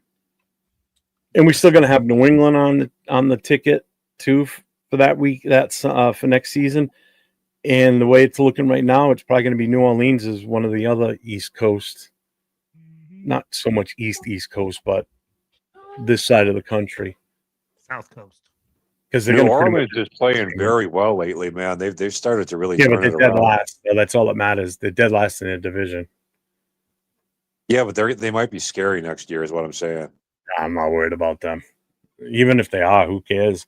Again, people got to remember when you go away to these games, yeah, you want to see them win and everything, but it like when I went to Philly, I knew we weren't going to win that game. It was just being there with Raider fans and just Hell yeah. fun. You know, I just had a good time. Love You it. know, like I'm sure you felt the same way, Will. I mean, you guys Bro, almost sold. bro, you know what? I enjoy spending time with the nation. You guys know I'm a walking party, baby. I'm like, shoot, I'm over there loud as hell, just having a good time. I love Well, that's a spending good time idea. going away with games, bro, trying new food, trying new things. That's what it's all about. But like at the end of the day, bro, we only live one life, and it's all about making moments with the people you want to be around. Yeah, the Look, it's nation caught is in the like roller nothing else coaster, in I'm football, down. man. Mm-hmm. The nation is like nothing else in football. Absolutely. Absolutely correct, brother. Brother, I'll be like the tailgate in Houston. I'm gonna tell you, man, 400 people. And like that was one small area. And it's just everybody together shooting the stuff like, hey, I haven't seen you in so long. How's your family? How's your kids? Hey, you guys know I take my family everywhere. I try to take them as many places as I can. It's always all love, bad, and that's what I love. I love going to games, and I love making those types of memories and those types of connections. No, just real quick, Brandon. No, our on-air relationship's not over. We're just ending this show. Chris had expressed to me that he wanted to take a little bit of a break, also himself. I mean, I don't want to speak for Chris, but what he's got going forward. I don't know if you want to elaborate anything anymore, Chris. No, I'm just going to take a small little break. I'm going to still do shows with Jason. We got like 4 more shows left. We're going to do those. And I'm going to call it quits. Not quits, but just a sabbatical. What do you call it? A hiatus. Until You're right, sabbatical. A recharge. Yeah, until we get in the season. You guys know I'm going to explain to you guys, everybody listen. Jeff knows this. A couple of guys know this. On the Saturday night podcast with Jason, a lot of people couldn't understand what I was saying. That night, I had a little minor stroke. So with that being said, I decided I need to take a break, get my health back up to par. So after the night show, this is over. Well, me and Jeff still good friends. I'm not going to we're done. No. It has nothing to do with our relationship as friends. Right now, he's going a different direction. He's going a different direction. I'm going to take a break. And then when season start back in full again, when all the stuff start happening, the free agency and all that stuff, you be sure you'll see me and Jeff's face flash on the internet. Okay. Especially during the day, during the week. We'll do stuff during the day, during the week. So it's not over. If you guys thinking, no. It's just that Jeff know what happened to me Saturday night a couple weeks ago, and I told him. So I have to do something to take care of myself a little better before I start up again. That's all. I didn't know that, Chris, man. I'm thinking of you now, man. Well, that's why I didn't want to speak on it. I wanted him to say that. Nobody. One person knew was Jeff, and Jason Downs was on the show with me, and a couple of guys I do shows with. Those are the only guys that knew about it. So now everybody know. That's why I'm not going to be on the show that much anymore. Well, we hope you get better, Chris, man. And I'm going to tell you something, Chris. I feel a little heartbroken that you didn't send me a Merry Christmas card, or you didn't give me a call, but you gave Jeff a call. I don't have your phone number. I'm a little heartbroken. I don't have your phone number. Well, Merry Christmas, brother. Merry Christmas. Merry Christmas. I tried to call even if I could, man, but it was a lot of numbers. Just real quick, from Slam and Sammy, $2 shout out. It says if the Chiefs don't expend Chanel, then sign him up. What? We'll see. Who was that? Appreciate you. That they have that's got 67 yards or whatever right now. That the backup, I guess. We got one more visitor coming in, one more guest. So we got Navman in the house. Hey, what's up, guys? How you guys doing? What is that? No. There we go. That's better. I like that. Good. Okay. Damn. I'm dizzy. I'm dizzy. Damn. Well, you know what it is? I have to make sure it looks good on the vertical one, not so much. I don't care what it looks like on the landscape because that's easy to configure. It's the vertical one that makes the difference. Right. Oh yeah, It, yeah. They it'd haven't be fixed way, that yet. it'd be way prettier if your face was not on here, Jeff. I mean, I like to hear it. There you go. That's better. There you go. Wow. Like that, I'll stay like that.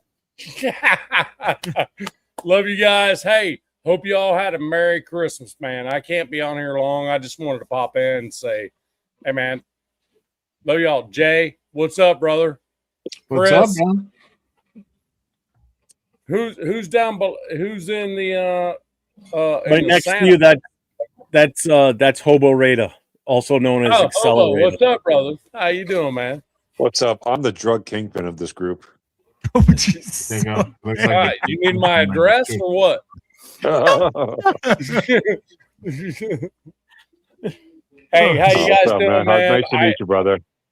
I've seen a lot of the stuff that's going on there. I mean, thing about it is, as we go forward, to be honest with you, it's all speculation until it's a done deal at the end of the season. So I don't work myself up because 54 years of being a Raiders fan, when I work myself up for this kind of whatever it may be or whatever it could be or whatever else, it just makes my life worse.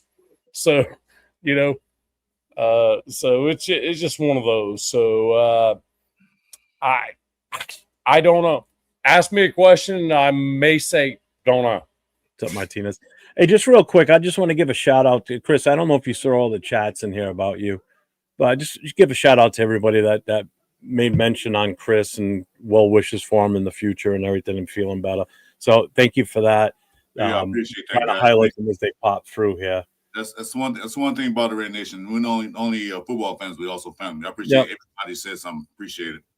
Yeah, even when you're an asshole, people still wish you well. Which is There you go. pretty much the moment he Look wakes at me. up. I mean, look at me. I mean, I'm the biggest asshole on the screen. That makes the Red Nation.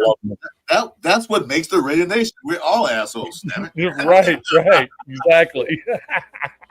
We don't take shit from nobody. That's a funny stuff, man. Sweet James is here. Let's bring Sweet James in. Sweet James, give us the gospel, brother. Sweet James. Hey, salute to everybody, yo. All right, so I know that I have my microphone on, so I just wanted to tell you. I mean, what could I tell you? Between for the next year, I just realized that Raider Nation is not over yet. Because I understand that some players got injured, something like that. But I think it's going to be like something to change it all around for the next season. And I really understand that we need a new quarterback. We need new offensive line. We need everything. I mean, cash in on it. Because if we have enough cap space, we are ready to do that.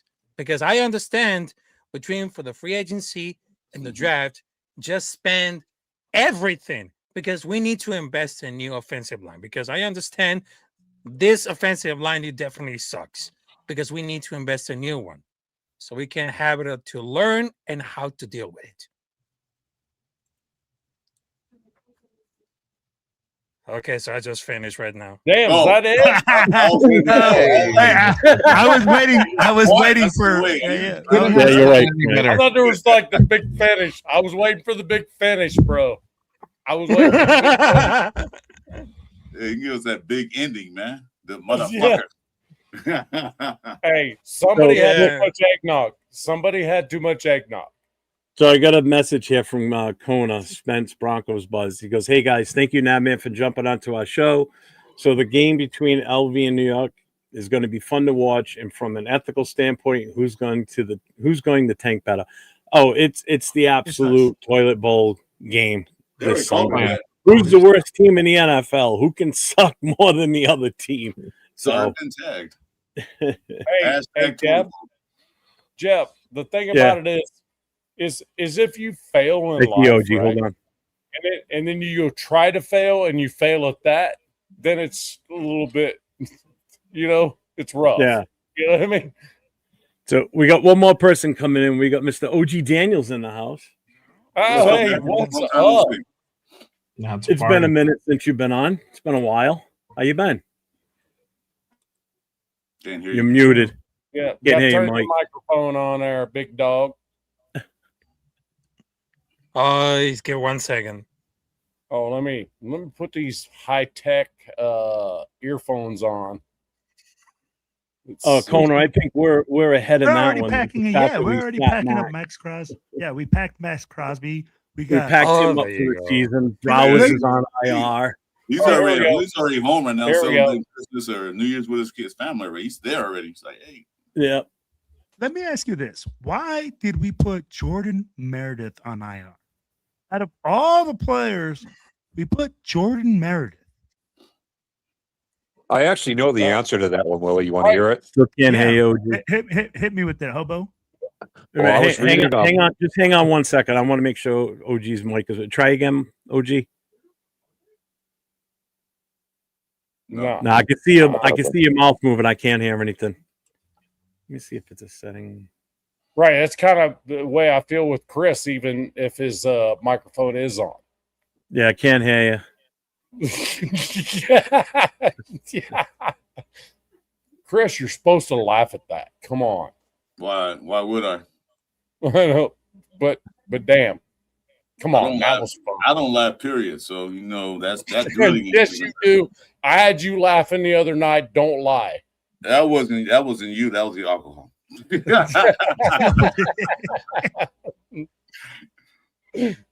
So, hey, hobo, why'd they put Jordan Meredith on IR? Well, according to Pete's press conference earlier today, he said he was doing it. He was putting Jordan Meredith on IR just to piss off Raider Will. That's basically what he. So I was kind of shocked by that. I was like, "Holy cow!" And he said a lot of his moves are basically just to get Raider Will all worked up and stuff. Will, see, now we lost our best offensive lineman on the line because of you. Wow. Thanks, Raider Will. Yeah, Will. Yeah. Damn, what's wrong with you, Will? Hey, just blame it all on me. Just blame it all on me. You got to walk you. I know we're all paying for it. But you know what crazy that is to say that? All serious, guys. Hold up. All seriousness. I just found out that even if the Raiders do happen to win that game, you know where the draft pick would be at? Yeah. 4 or 5? 3. 3. 3. If they do lose the game, they'll still be at 3. So the Giants don't want to win because they want that draft capital so they can trade with some other teams, get some more, draft space. Raiders, I don't know what they want to do, but they'll go number 3. So it's not like they'll go to 2 to 8 like they did before in the past. They'll go to 3. See, and this is what scares me. If we do end up sticking with the number 2 pick, I'm worried about the Jets wanting to move up because they've got a ton of draft capital and they could easily, and the Giants will probably do it because the Giants don't need a quarterback. Jets do. The Giants could swap picks with the Jets and take a boatload. They could take in one hell of a haul from them with what they have available for draft picks. So that's why the Jets still scare me in this, even though they're not even close to getting the number 1 pick. They could easily make their way in there. And that's what the Giants are banking on. They hopefully get that number 1 pick so Jets can hey, we'll give you all these picks for that 1 because they're gonna want a quarterback automatically. And we all know New York Jets are a place where quarterbacks go to die. Well, here too now. Yeah, I wonder who's had a worse run of quarterbacks between us and the Jets. That would be an interesting comparison. Oh, you know what would be interesting? I think it's the Jets because they keep drafting them first round every time, and they all suck every time. We're not doing that. We're just bringing in guys that we think are good, and then they just being shit. Definitely the Jets. When was the last time they've been to a playoff game? Well, they went a couple years ago, but when's last time they had a good run? Something. 1990 something. I think the Jets were in the AFC Championship game. Name all the Jets superstar quarterbacks. Name all of them. Ken O'Brien. That's Ken O'Brien and Joe Namath. Those are the only 2. Let's see. All right, ready? Sam Darnold, But he's not a Jet now. No, when they were on the team, not when they played for another team. Oh, I got you. Sanchez, team. that's another one. Yep. No, that was a butt fumble. No, you can't It's a count. very short list. Yeah, butt fumble. Oh, Dude, it's Ken O'Brien and Joe Namath. There is no one else. Ken O'Brien, I forgot about him. Yeah, you're right. Yeah, I got you. Yeah. What was his name? Todd. Who? Who was the quarterback in the 80s? He came out the same time that the Patriots had Tony Eason. No, that was like the mid 80s. Wasn't it Richard Todd? No. Are you talking about the mid 80s? And they had Rick Meyer at one point too. But see, everybody had Rick Meyer. Just ask Notre Dame. You proved my point right because you can't remember that guy's name. That's how bad it is. They got Ken O'Brien in '88, I believe. Yeah, but they had a Todd too. Jason said Todd Blackledge. But that's the only. Go ahead. I'm sorry. Yep. Yeah, how did Aaron Rodgers do there? He did okay, right? Who, Aaron Rodgers actually did play well in New York, believe it or not. He didn't do too bad last year. His first year ended 3 plays in, and he snapped his Achilles, so that ended that. Right. No, true. But he still had 30 touchdowns and almost 4,000 yards. So Rodgers played well for them. I mean, you can't argue with it. Yeah, you can't argue with it. But as far as the Jets, Ken O'Brien and Joe Namath have been their only superstar quarterbacks ever. That have ever stayed with the team, yes, and did anything with. Yeah, right. Yeah, even the Browns too. Like Dave just said in the chat there, even the Browns quarterback carousel through the years. The best one they've had in the longest time was Bernie Kosar, Testaverde, and then Baker. What Brian Snipe wasn't one too? He was there. Snipe. And Kosar is by far the best out of all of them, and he's not even Kosar. that great. You remember Brian Snipe? He was a good quarterback, I think. Brian Sipe. Yeah, but he wasn't on Bernie Kosar level. I think that was, but I think that was almost the same time as. I forgot they had Neil O'Donnell too. That's right. That's right, he did. Neil O'Donnell. Neil O'Donnell that won an XFL championship too. Yeah, good job, buddy. So did Jim Kelly. That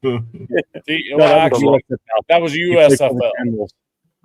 The Lions had a really horrible run of quarterbacks too before Stafford came along. Chad Pennington too. God damn. That's it, Chad Pennington. Damn, I forgot about that one. Good job on that one.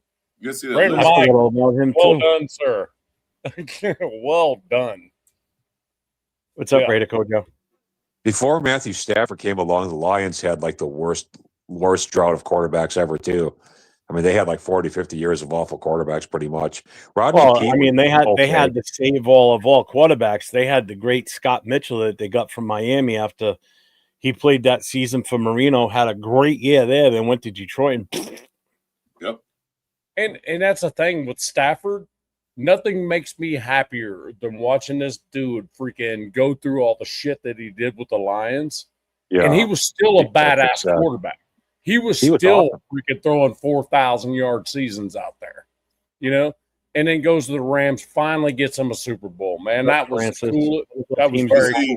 That only tells you one thing. It's the quarterback, but it's also the organization and the pieces around him and the coaching deals that make the quarterback. Because you can be a shit quarterback on one team, go another team, become a superstar. So that's why I was like, I agree with Jeff. He said, okay, give Mendoza, but who's going to be there to help him out? Are we got the right staff in place? We got the right offensive line there? Yeah, Mendoza might be a Heisman Trophy. Come to the Raiders, he'll probably shit the bed because our coaching staff isn't up to par to develop him getting the right pieces. That's what I agree with Jeff with. Mendoza is a shiny new toy, but don't take that new toy and break it the first day of Christmas. That's what Reds would do right now, unless they get everything, all that shit together first. Yeah, break it on the second day of Christmas. Yeah. So Jason Downs has a trivia question for everybody. How many Heisman winners played for the Raiders? Now, when you say played, were they drafted or just came here even though we didn't draft them? You gotta be specific. I have 13, I think is my number. 13. Heisman Trophy winners that we've had on our team? It's 13. I think it's 13 or maybe 12. One of them's like,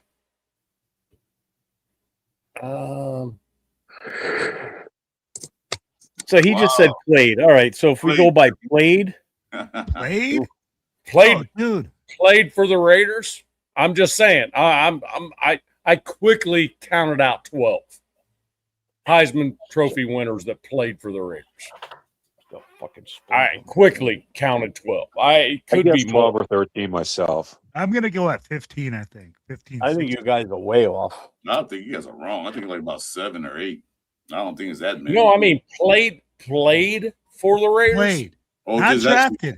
played. Not drafted. Played. Played. Okay, okay. Oh, played would be Oh, like okay, 2 or just 3, played. probably. Shit, probably about 50. Timmy They're there Brown, now, so Timmy Brown, Bo, Marcus. Seawood are the ones that stick as those dudes, right? Marcus Marcus Allen, right? Marcus Allen, was he a Heisman Trophy winner? Yeah. Okay, so that's 4 right there. Was And Bo? those are Oh, hold on a minute. I'm just trying to. Was Bo a Heisman Trophy winner? Yeah, I think Bo won the Heisman. Jim Plunkett. yeah, he did. Yeah. Jim Plunkett. Jim Plunkett. He won a Heisman. Tim Yep. Brown? That's Was five. it Tim Brown? We already I mean- did Tim Brown. I'm up to 6 already. But I mean, played for the Raiders at any given time. Yeah, Jim Plunkett. It's really tough to even try to Well, pull. they're all offense except for Woodson, so just start there. Well, I these mean, defense guys don't win He's the Heisman. only defensive player. Yeah. These defense guys don't win Heisman's. It's always the offense guys. Usually. Desmond Howard. Desmond Howard. Desmond Howard. Yeah, he was a Heisman so Trophy. GFAM it says it's 7. Billy Cannon. Wow. I said about 7 or 8. Jim Plunkett, Marcus, Mhm. Bo, Tim, and Charles. Well, how about But Tim Desmond Brown Howard? did win the Heisman. Huh? Desmond Howard won the Heisman too. Yeah. Tim Brown won the Yeah, Heisman. he I was played right about for that. us. Exactly. Yeah, So he did. that's He won 8 right there. Yeah, I said 7 or 8. I mean, it's a really hard question right there. If you were to say how many Heisman Trophy winners we drafted, you know what I mean, or something like that, because that's hard. Because this dude, all he got to do is show up one day Yeah. with the shield. You know what I'm saying? Well, I know we drafted 2, Tim Brown and Marcus Allen. We drafted those guys, but Yeah. other than that, I don't know, because Plunkett was Heisman Trophy, but we got him from New England. Well, and Bo too, Bo as well. Yes, yeah. But that was kind of So All right, Jason, give us the answer. that was kind of a steal because another team drafted think him, but we it's- still I think drafted it's him. 13. How many Heisman winners Thir- play for the I- Raiders? How many do you guys have? I think it's 13 total. No. I will say Uh, 7. I will say 7. No, And that's Raph is already right. It that's is- already it is busted. 7. You guys Hey, forgot. You guys forgot a couple. I'll call you. Well, you can count raise- 2. I'll call you and raise you 1 on that. I said 8. So when we say, Oh. so we're just going to say they were on the roster. It Okay. just said played for the Raiders. Okay. So Carson Palmer, everybody forgot about him. Yeah. Yeah. Ooh, That's another right. one. Yep. Yep. I wasn't gonna say Two it, more. Jeff. Okay, hold on. Last thing we talk. Go ahead. There's 2 more. Yeah. Rashawn Salam Mm-hmm. What? and Andre Ware. Andre Ware Yep. played for Raiders. And Yep. and I They, got they never played in the regular season, but they were in training camp. They were on practice squads, but never actually got into a game. But they were one on- more. That's There's my one tough more. question. There's one more. Matt Leinart. Matt Yes. Leinart played 2 games. Yep. with the Matt Raiders. Leinart also took a snap. Yep. Who Thanks, Jay. drafted Andre Ware? I think we're like at 10 or something like that now, right? We're like at 10 or something. Yeah, So- like 10 and 12. Yeah. Yeah. Yeah, it's 10. 10. Guys, who drafted Andre Ware? I think it was the Packers. Mariota won a Heisman, did he? Mariota won a Heisman, right? No. Did who? Mariota. He didn't win a Heisman, did he? No. Yeah, he was runner-up, I think. Guys, who drafted Andre Mariota? Chris, Mariota won in 2014. He did win. Oh, He did win. Yeah. Okay, well, there you I go. thought he was running 1 year. Okay. There's So it's 11. 9. That's another one. So it's actually 9 then. No. I We're got at 10. 11. I got That's 11 11. with Leonard. I got 10 with Leonard. I got We're at 11 with 11 this Okay, one. 9, 10. It's 11 with Ware and Rashawn Salam. Right. Yeah. Yeah. Oh, I was off. See, So Rumpy, the full list is Billy Cannon, 1959 Heisman winner. Jim Plunkett won it, but was drafted by the Patriots. Marcus Allen drafted by us, 81. Bo Jackson, 85 Heisman Trophy winner, but he didn't come to us until 87. Tim Brown, 1987 winner. Desmond Howard, 1991 winner. Charles Woodson, 97 winner.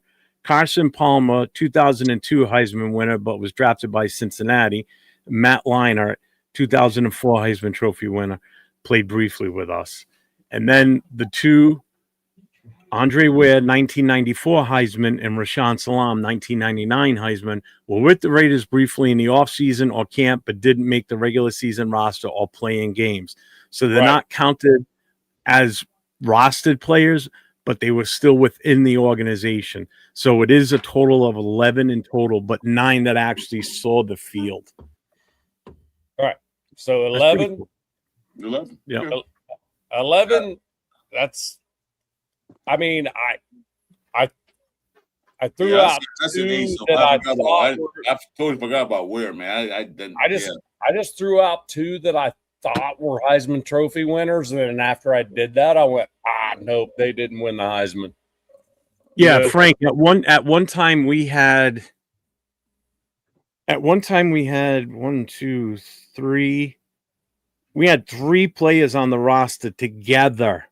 Yes, that were Heisman Trophy winners. Yes, and that was Marcus Allen, Bo Jackson, and Tim Brown. All 3 were on the roster together. Yep, that's a fact.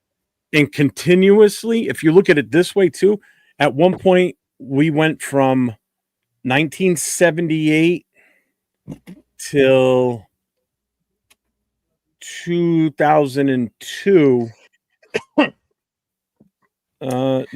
Till 2005 with a active Heisman Trophy winner on our roster. And that starts and goes from Jim Plunkett all the way to Charles Woodson, first stint with us. Wow. Because Woodson was here till 2005. Plunkett got here in 78. So from 78 on, it was him. Then Marcus Allen joined in 81 because they played in the Super Bowl together. Bo Jackson showed up in 85. Marcus was still here. Tim Brown showed up in 87. Well, actually, Bo Jackson showed up in 87. Because Marcus Allen was here until 92. Bo left in 90. Tim Brown left in 03, but in that time frame, Desmond Howard was on the roster from 97 to 98. Woodson was here from 98 till 2005. So from 1978 till 2005, we had an active Heisman Trophy winner on the active roster with this team. That's pretty impressive too, if you think about it. That is pretty damn impressive. And at one point, 3 of them on the same active roster on the same offense. Right. Yep. See, something you didn't know until tonight, folks. See, you still learned something. Hey, everybody learn it.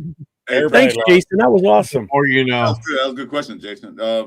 Frank, we all know to answer that, Frank Weber. Yeah, but Jason, you got to ask more precise questions. That's the thing. Leave Jason alone. Jason has good questions. You don't. Yeah, make us. Guys, I got to bow out here, but I want to say thank you to Jeff again for having me on, and it was an honor to be a part of the final show here. We appreciate you coming on and being on. You know, since you've been around, actually, you've been a mainstay on these Friday night shows for the most part. So appreciate that, and make sure everybody goes over to Hobo's channel. It's Value of Silver is his channel. If any of my moderators have the link, throw it in the chat, please. And make sure you guys check out his stories. He does a lot of short stories or short videos, basically just explaining what he's gone through with his difficulties in life and such, and where he was before and where he is now. And it's a hell of a story if you really read up on it and see the stuff that he's put out there. So I'm proud of him putting, airing that out, and that's a big step to do that. It takes a lot. It takes a lot. Thanks, buddy. I appreciate that. It Jeff, takes a big man. Keep going the season end? It takes a big man to sit there and spill his guts out about his problems and what he did and his addictions and all that stuff and where he was. It takes a lot of heart and a lot of big men. So a lot of people don't have that, and you did. And I do appreciate that. I appreciate that, Chris. Really do, man. I appreciate all you guys, man. Like the Raider Nation, I didn't know about the Raider Nation on YouTube until like 6 months ago, and then I discovered Graphic K, and who's this buddy? Wasted Talent. Yeah, and then from there, Raider Jeff stuff started showing up on my screen, and so I started popping in on Raider Jeff. How long have I known you now, Jeff? Like 6 months, maybe. Yeah, about that. Yeah. And then I kind of fell in love with Raider Jeff shows like right away, just because they're long form, and I love fucking long form shows. I always have. Not that I got anything against short form, but I like long form too. You know what I'm saying? Like I love sitting down and listening to a long interview before bed or something like that. You know what I'm saying? So, hey, this guy right here, he said the smartest thing today. He said, Raiders, they suck. Yeah, we know.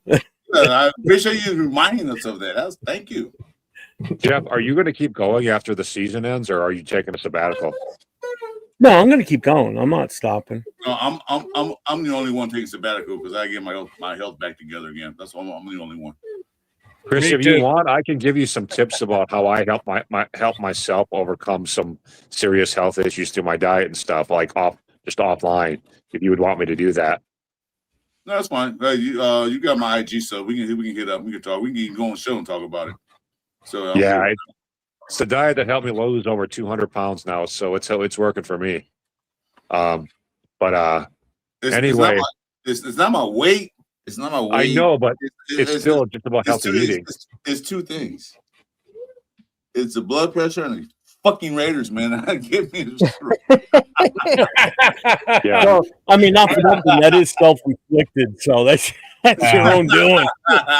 Insurance companies are going to start adding Raider disclaimers to their contract, bro. My G man, hit me up. We can talk. We can do some things, man. I'm cool with that. Hey, before I go, I'm going to tell you guys what happened to me this weekend. Jeff already knows. You guys want to hear how I got in a crash like this weekend? Yeah. Or a few days ago? So, absolutely. I'm from Milwaukee, but I live in Iowa now, and Iowa has some of the slowest drivers in the country, right? And sometimes I get a little pissed off. So I'm coming out of Fort Dodge, Iowa, right? And there's a guy ahead of me, and of course he's doing 45 and a 55. And I'm just not in the mood for it today, so I get on him a little bit. So he tries brake checking me a couple times, whatever. I get on him a little bit, not right on his bumper, but within a couple car lengths, right? I see, Martinez. I see that. And anyway, you know how people brake check people? Well, he decided to come to a complete and full fucking stop in the middle of the highway, and so I ran into him. Now, the good news is that when the cops got there, he admitted it. He flat out told the cops, "Yeah, I came to a complete stop on the highway, and I did so because I was pissed off at the guy behind me." So his insurance is covering all my damage, just off that admission. But that's because you can't do that, man. It's one thing to brake check somebody, but to come to a complete stop on the highway and then cause a crash that way, that's a whole nother level. Oh God, yeah. That's a whole nother level of stupid. That's like a felony charge down there. Really, people but he admitted it to the cop. Like he admitted to the cop what he did. Like so, that works out good for me because they usually there's usually a lot of fault that falls on rear-end drivers, which would be me. But in this case, he's just like, yeah, I stopped in the middle of the highway. So it's going to be on him. But anyway, I am not hurt. I just got some front-end damage or whatever, but mostly cosmetic. It didn't hurt my radiator or nothing. My radiator is completely exposed right now, though, so that's the only thing. Oh, yeah, you take a good rock to the front of that, you can kiss that thing goodbye. Yeah, but the radiator itself is doing well. Get behind the big rigs, the dump trucks. A grown man's car, man, that gets bashed and beat up, man, it hurts. I don't care what you say, it hurts. Yeah, I know. I had vehicles all my life. Never got to an accident. I got one scratch on one of my favorite cars. Man, I didn't have a heart attack. Like, God damn it, who scratched my car? So yeah, dude, I don't know who teaches these Iowans how to drive. Everything they do is slow as hell. When the light turns green, they just sit there for 5 more seconds. Fucking, they take forever to make a turn, dude. They can create a long line of traffic at 4 ways, even when there's no cross traffic. I mean, they're fucking slow about everything. I know it is. It's the people who came past the California driver's license test moved to Iowa. That's what it is. It must be because everybody here drives like they just got their license 2 weeks ago, and they're still kind of scared to be on the road. Oh, and they merge slowly too. That pisses me off so bad. They merge at like 40 miles an hour on 70-mile-per-hour freeways. Hobo's like, fuck that shit. We're going 90. He's dude, like, you could kill like 50 people doing that. If they do 110, like if you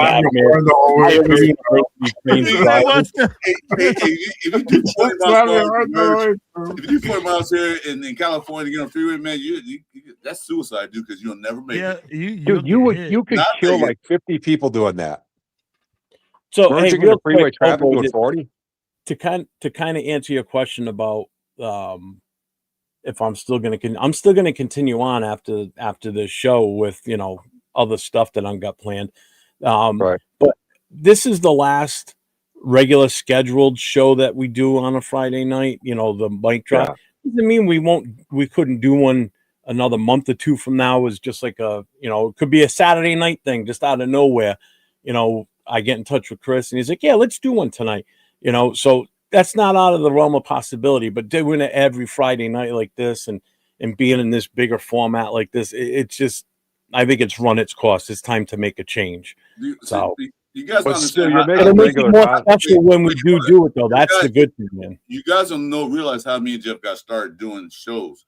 It first started, Jeff got me doing the YouTube. He got me set up, and then we'll call each other have to do in the daytime. We run through a show. Then Jeff came up with an idea, and I agree with them to do the Friday Night Live.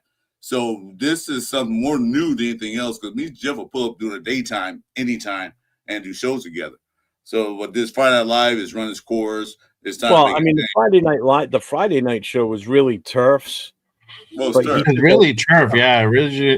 Because his daughter was doing gymnastics and he was traveling all over the country going to her meets. Right. So he wasn't able to do the Friday night. So I told him, I said, I'll do Friday nights with Chris. Yeah. And we'll keep it going. And when you're ready to come back to it, this is your Friday night thing. But he just kind of moved on from doing the Friday night thing, and he was fine with it. I always told him, I said, when you're ready to come back on Friday nights, that's your show. That was always your thing, So that's where I kind of got the start with actually getting on camera. Was the first show I ever joined. Chris was on there as a pull up, just like some of you guys are in here tonight. And then I jumped in. And remember Larry? Larry used to be on all the time with us too on Friday nights. I haven't seen him since last year sometime. So that's where I got started with getting on a live show. That was kind of what, finally got me bit by the bug of getting on a live show. Yeah. So, but yeah, this was always Turf's thing. I'm gonna share my favorite Friday Night Live moment. Oh. And do you remember when we did the 9-hour show? Oh yeah. Yeah. And this is the funny part is by like the seventh and eighth hour, we just ran out of shit to talk about. We started going to conspiracy theories, and we started getting all these weird people just pull up on our chat and just like start some like way the fuck out of like the blue type like conversations. We're just like, okay, well, fuck it, we have nothing else to talk about. That is the life of content creation, dude. It's kind of like Jay. We have many marathon shows, man. 8-hour shows, 7-hour shows. Brennan was there. He remembers it. There was we had a lot of people in that chat that night too, and they on that whole time. Actually, some went to bed, woke up, and we were still on. And they're like, Yeah. I woke up and I saw you had done like 9.5 hours. I was like, what in the world did he do? And it actually, and that wasn't the only long ass show we've done. We've done a couple 9-hour. No, I think we did 2 9 hours, and then we've done some 7s and some like 8-hour show. Oh yeah, we had some bangers.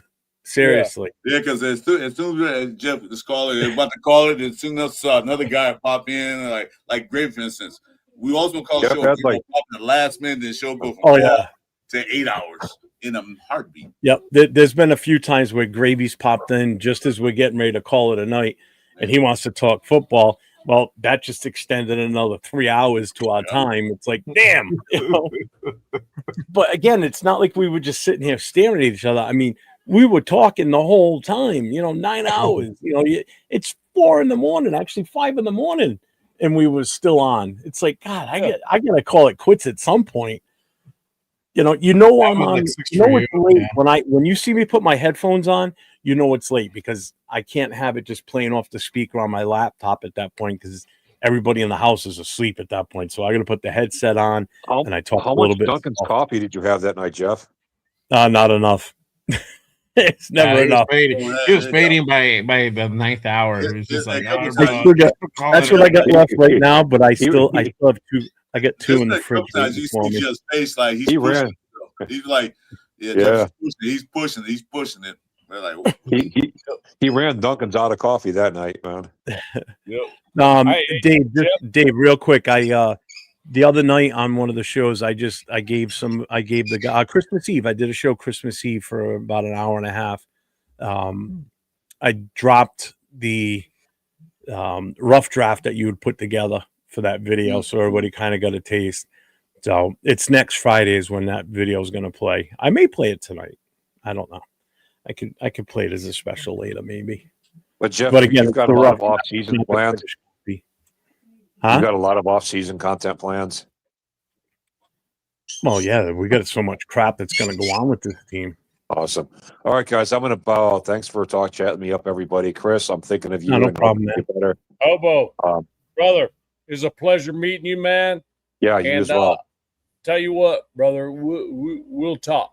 All right? All right, man. That sounds good, man. Hey, I wanted to tell Jay Raider, so your shows have been pretty good lately too, brother. I haven't said much, but I've been watching. Thank you, man. Hey, appreciate it, man. What's up, Will? Your shows have absolutely sucked. No, I'm just kidding. Thank you, brother. I appreciate you, big dog. Will is Will, bro. Hey, I don't give a fuck. I'm blind. All right, guys, I'm gonna bow here. Salute, Obo. Much love to you, my brother. Give me up, dude. Oh man, I will tell you what. The longest show that I did was like I barely even knew what YouTube was doing. I was just like, I'm gonna go live. We'll have freaking Blue and freaking Sacktown Raider Mike. They're in Bakersfield. We did that Bakersfield thing, right? It was like 11 and a half hours, the entire video. It was crazy because I'm like, oh, I can do that. I can link into your stuff. Just give me your number, blah, blah, blah. And then what it was, and next thing I know, I have like a live feed of everybody walking around 805, Sacktown, Kenna, freaking Blue. Everybody's just walking around doing their thing. I was there, but you edited me out to get out the scene, so I'm cool. Yeah. It was a Toucan crew. Toucan crew was hanging out with each other.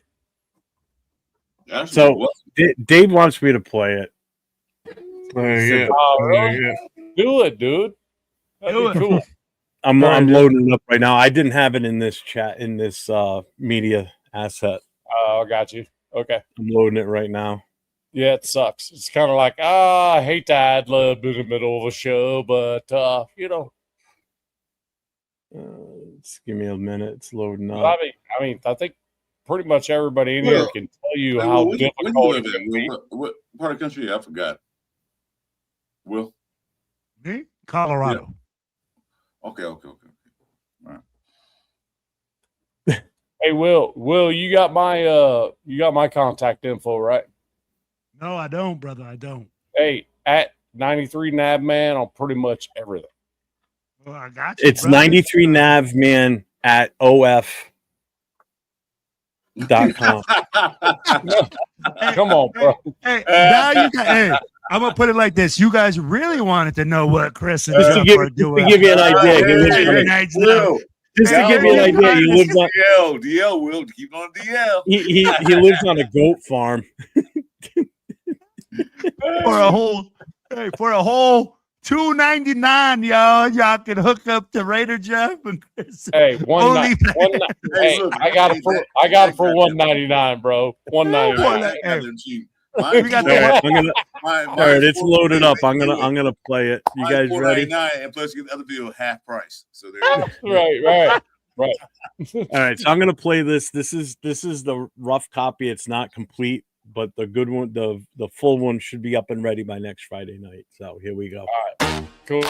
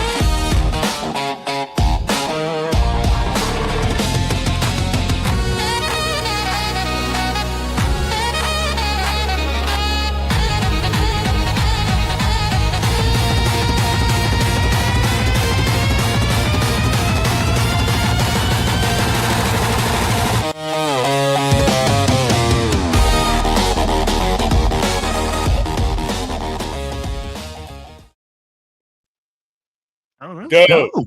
Come on, man. That is good, bro. Yeah, he did a great job with it. I love it. Absolutely love it.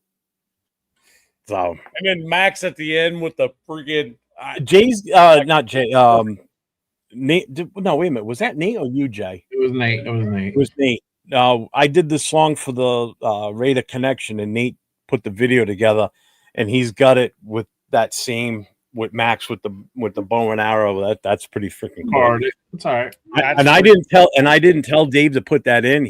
That's where he put it, and it's like a perfect way to end it. So I didn't want to have a lot of Raider players in there, but if you notice, the only ones that are in there's only one. It's Max. It's him getting the sack on Stafford, and then him coming out of the tunnel, and then at the very end. That right there at the end, I think is a game changer. Yeah, I love it. Right there, shoot. Because when he first did it, and he sent me the original rough copy, he did it just so I could see what he was doing with it. It had still like the CBS logos at the bottom, and then him and I talked, and he went back and he started removing some of those from the clips that he got. So he's got some final little touches that needs to do with it, but yeah, and that's you're right, Martinez. That's exactly the look I wanted. I wanted it to be sort of like you would see like a hype video, before a game starts or whatever type shit. And that's you can't show that NFL, Fox, and CBS logos in your thing, right? Because they will take it down, right?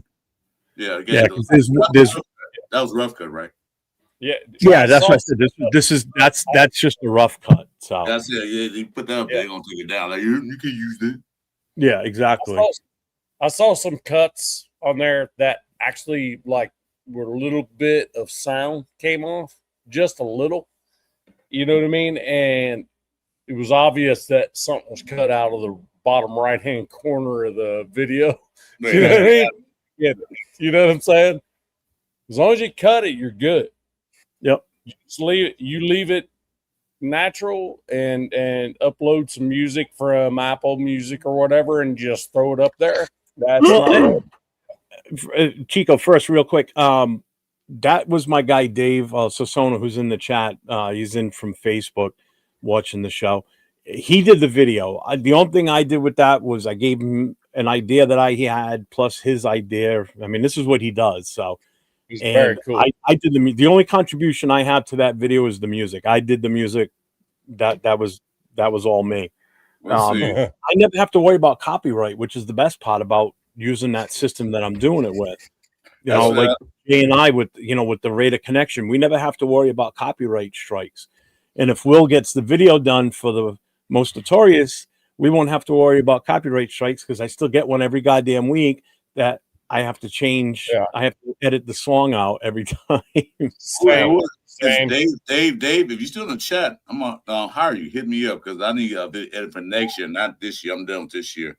But I need to, because I can't really do video editing like Nate does and you guys do. I can't do those. I'm not that creative or talented. That's like today, that's why you got an OnlyFans, bro. That's why you're good at what you do. I just you are canceled. My bad. I'm gonna clean my computer up on that one. No, Dave, that was the second one you sent me. That's not because you said you're still working on some aspects of it. Yeah, so that's not the legit JIT one that I that's the most recent one you sent me. Well, man, it ain't my fault. Some of us are just a little bit more gifted around the waist than others, bro. Hey, Will, that shit is the funniest unexpected shit I've heard in a long time. Colorado's on an 18-hour drive from me, man. I'll be up there in a minute. Love you, Will. I downloaded it today and used it for the very first time today. I used CapCut. Never used it before. There you go. That's how I did the promo for the new show. This man creates AI videos and can't use CapCut. Oh, bro. Yeah, it's weird. I never used music, everything. I never used CapCut before.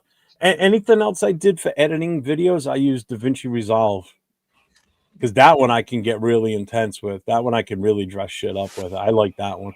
But it's too many options and shit. Sometimes too many people, some people might just be able to look at it and go, that's too much for me.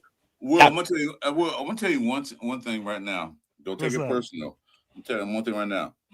When I come back after my next few shows I do, after I come back on my little hiatus, I'm gonna create my new show, Get Off My Turf.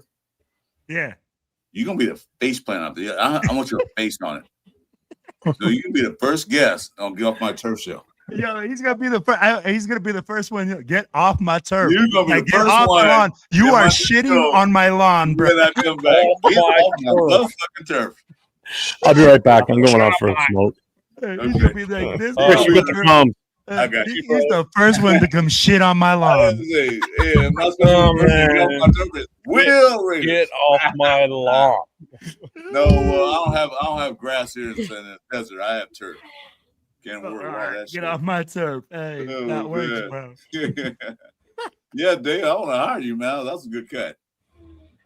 Oh, hey, Chan Jackson, but what's up, Chan? Didn't even see you. Welcome to the show, man. To our final show for this period. As you know, me and Jeff are done with Friday Night Live.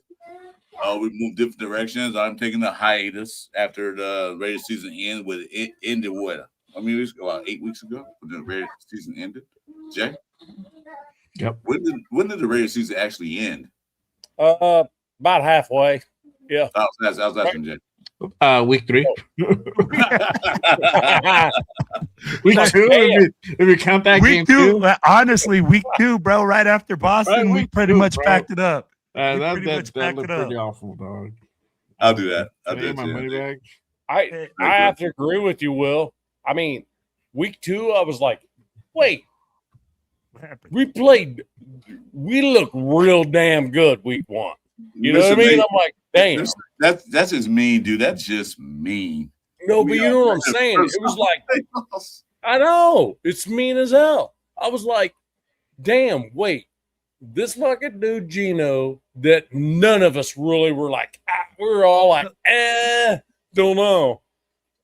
Comes in. He had like 365, 3 touchdowns, maybe 4. The whole team, I don't know. That man, the whole team, bro. I was like, it's like damn. Hey, then week 2, the whole team forgot to get on the train. Yeah, but you got to look at get back on the train. His first game we played the Patriots. He had a couple of good passes. He wasn't really that great, but I was happy compared to what we had. I was happy we got something we had. Absolutely, I agree with you, Chris. But the thing about it was like that he was the number 1 quarterback in the NFL after week 1, Geno Smith.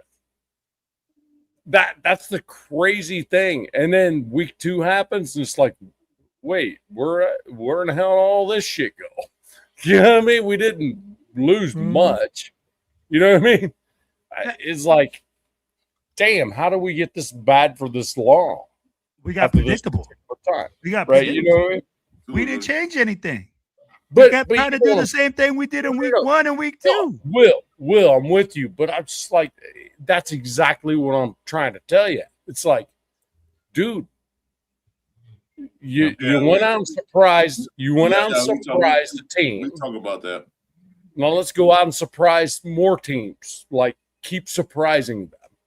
Let's not make it the same thing every week. You know, and that's why they surprised you, Dad, man. They didn't show up after. They're like, surprise. Well, it wasn't a surprise. That's the thing. It wasn't really a surprise. That's the problem with being a Raider fan for 54 years. Is I'm never surprised. As a 54-year Raider fan, 54, I'm never surprised. Nothing surprises me, win or lose. That's just how bad we are. With just how bad we are now, man. Is that what you're saying? Like, no. What I'm saying is, when we're great, it surprises me, and when we suck, it surprises me. You know what I mean? So it's like, it's just the suck's gone on too long. So it's not. You know what? G-Fan, we didn't lose Brock Bowers. They're shutting him down because he does have minor injuries. And Max. We finish that, man. They shut him down. He has his aching injury. So the purpose is, why play the best player we have on offense in a meaningless game the last 2 games? Why sacrifice him where he can get hurt and then he's done for 6, 7, 8 months? No, put him down. I said this on my show the other night, Wednesday, and that man was there. I said the thing. I tell you what they need to do. They need to go ahead and just clear out the practice squad. Like, every practice squad, play in these last 2 games. Might as well see what you got. You know, Cedar Jackson's going to play this weekend. Good. He's been playing all year. You got fewer players. Put them out there. See what we got. That was my thing. We're not winning anything. What we're gonna win? The worst team in NFL history? Yeah, we're gonna win that title. Shit, damn sure we are. But I think put the guys out there that didn't get no burn during the regular season. See what we got. So that way, going into next year's draft, free agency, you know what? We knew we need one of these, one of those, one of these. Because y'all grown men. When you go grocery shopping, do you gotta go in the store guessing like, what should I get? Fuck no. You guys go to know exactly what you're gonna get. You go right to the meat counter, right over to the potato counter, right to the beer counter, and get all your stuff and get the hell out of there. Preach, Chris. Preach. That's what you gotta do. You know we need to go get it. Okay? That's why put the young guys in and let them burn. If they suck, okay, off the team. You the practice squad, so we ain't paying nothing. Bye. And I think we're at that point now with putting guys on IR, putting Max Crosby and telling them that we're going to ask him to sit out, you know, doing all these things. is the direction that we're going, but I think it's too little too late. I'd be like, bro, we should have been doing this weeks ago.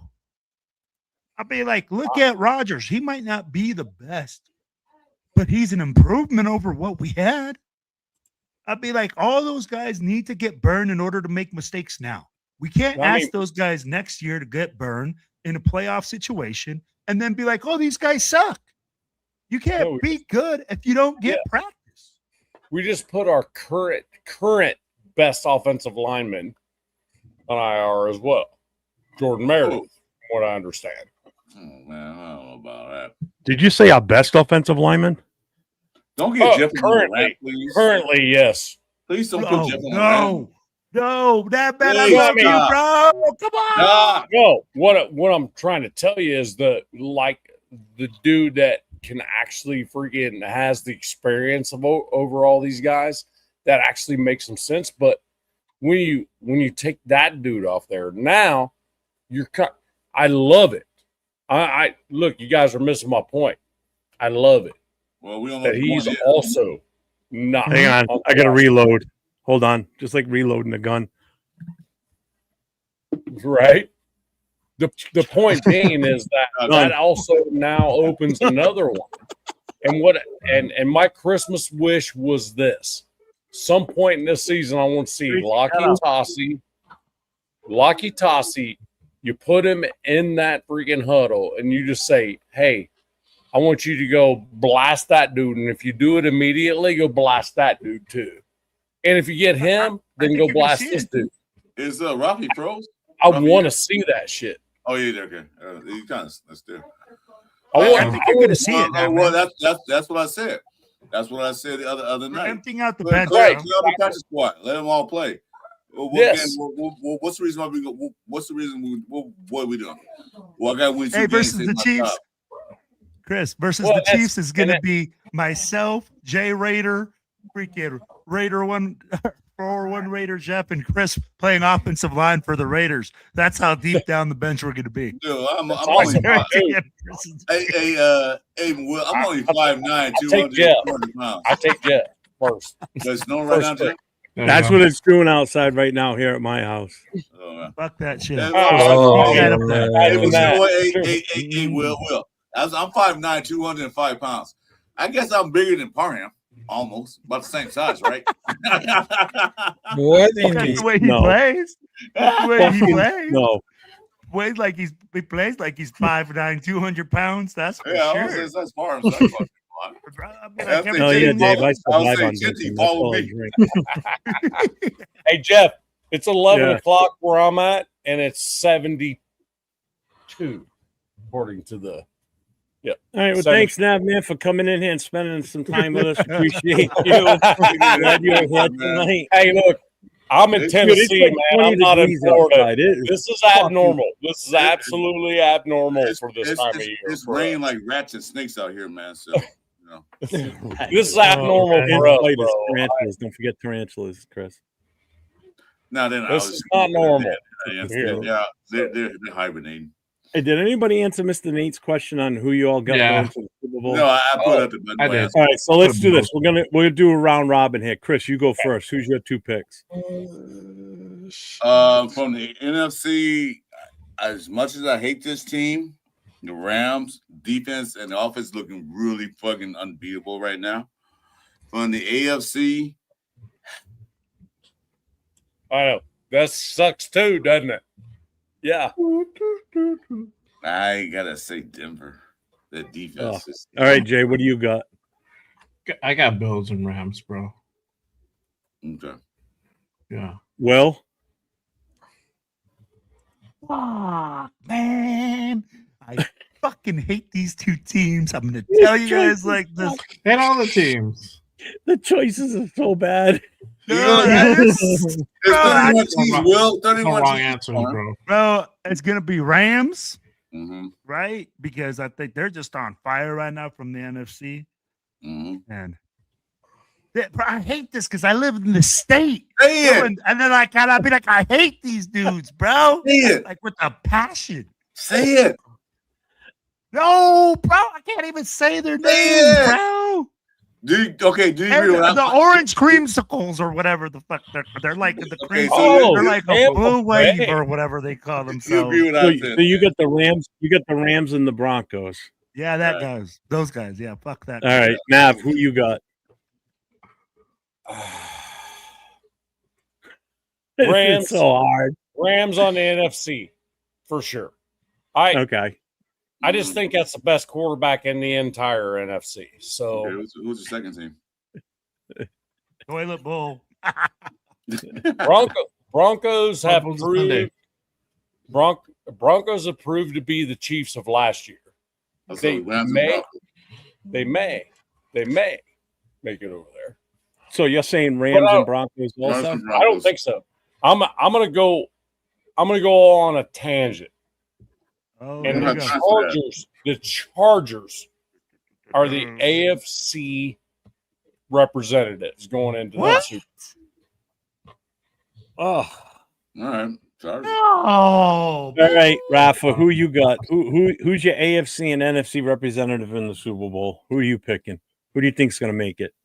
Okay, for the National Football Conference, I'll choose Chicago Bears. Ooh. And then for the AFC West, as much that I hate Chargers. don't you be cussing at me like that, bro. Don't you be bringing that garbage 0 rings into this house. Wow. Bro, we take the garbage outside. They got robot fans. Come So, on.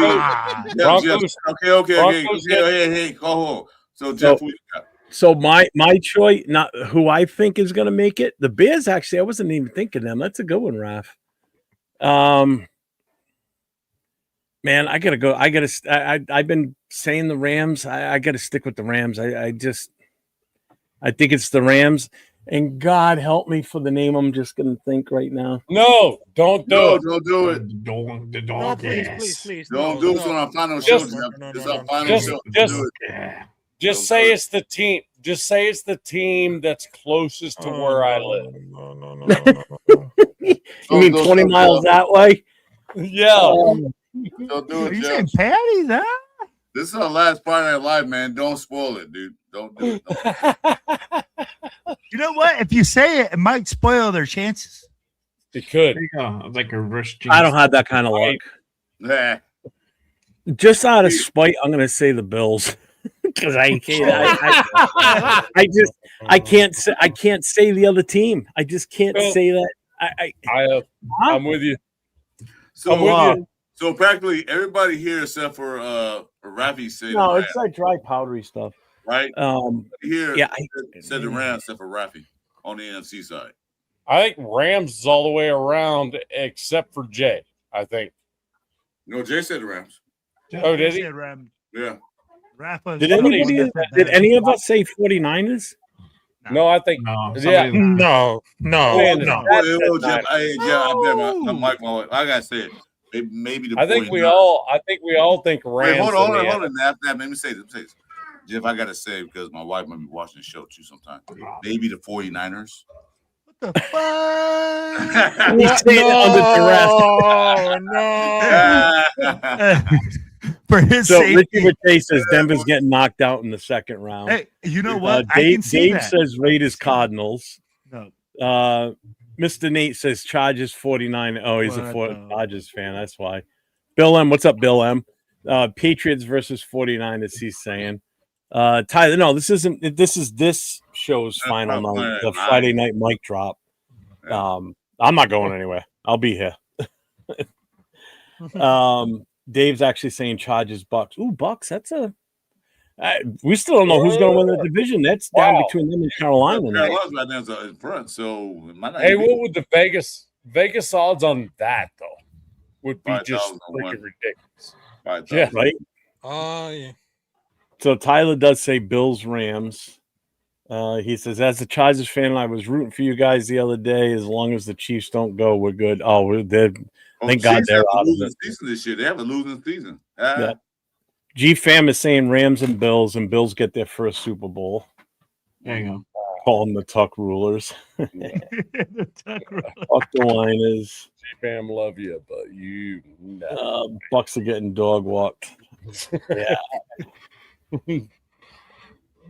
I mean, that talk about a division that nobody wants to win. Jesus Christ. Wouldn't that be crazy? Yeah, if Carolina goes to the championship game?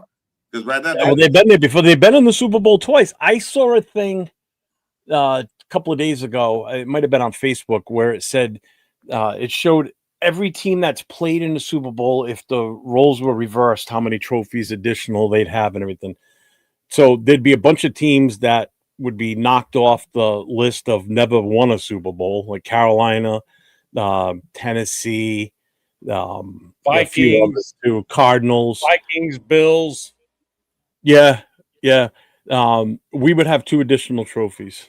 Hey, did you just run off and go do a short, you sly dog? Oh, you.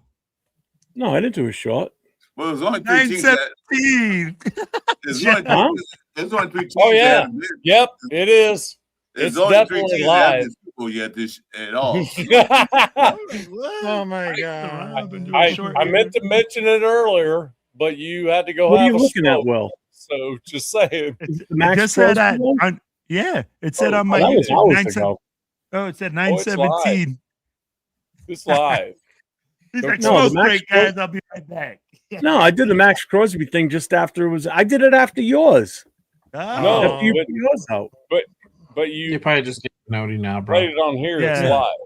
Yeah, I just barely got the notifications. I cancel my notifications to Will so he doesn't see them. Yeah, he blocks me. He's an asshole like that. Still badass, dude. I don't think you got to worry about it, man. Dave, tomorrow. Give me a shout tomorrow anytime. I'm not going anywhere. It's snowing out. I'm not fucking moving tomorrow. Fuck that. I might not even be traveling out to watch the game Sunday if it's going to be shitty out. Because where we go and watch the game, a few weeks ago it snowed here, but the snow was gone in a couple hours. And then the next day we drove out there for the game, and all of a sudden we hit this point where I'm like, where the fuck all this snow come from? And I'm not talking about just like a light coating.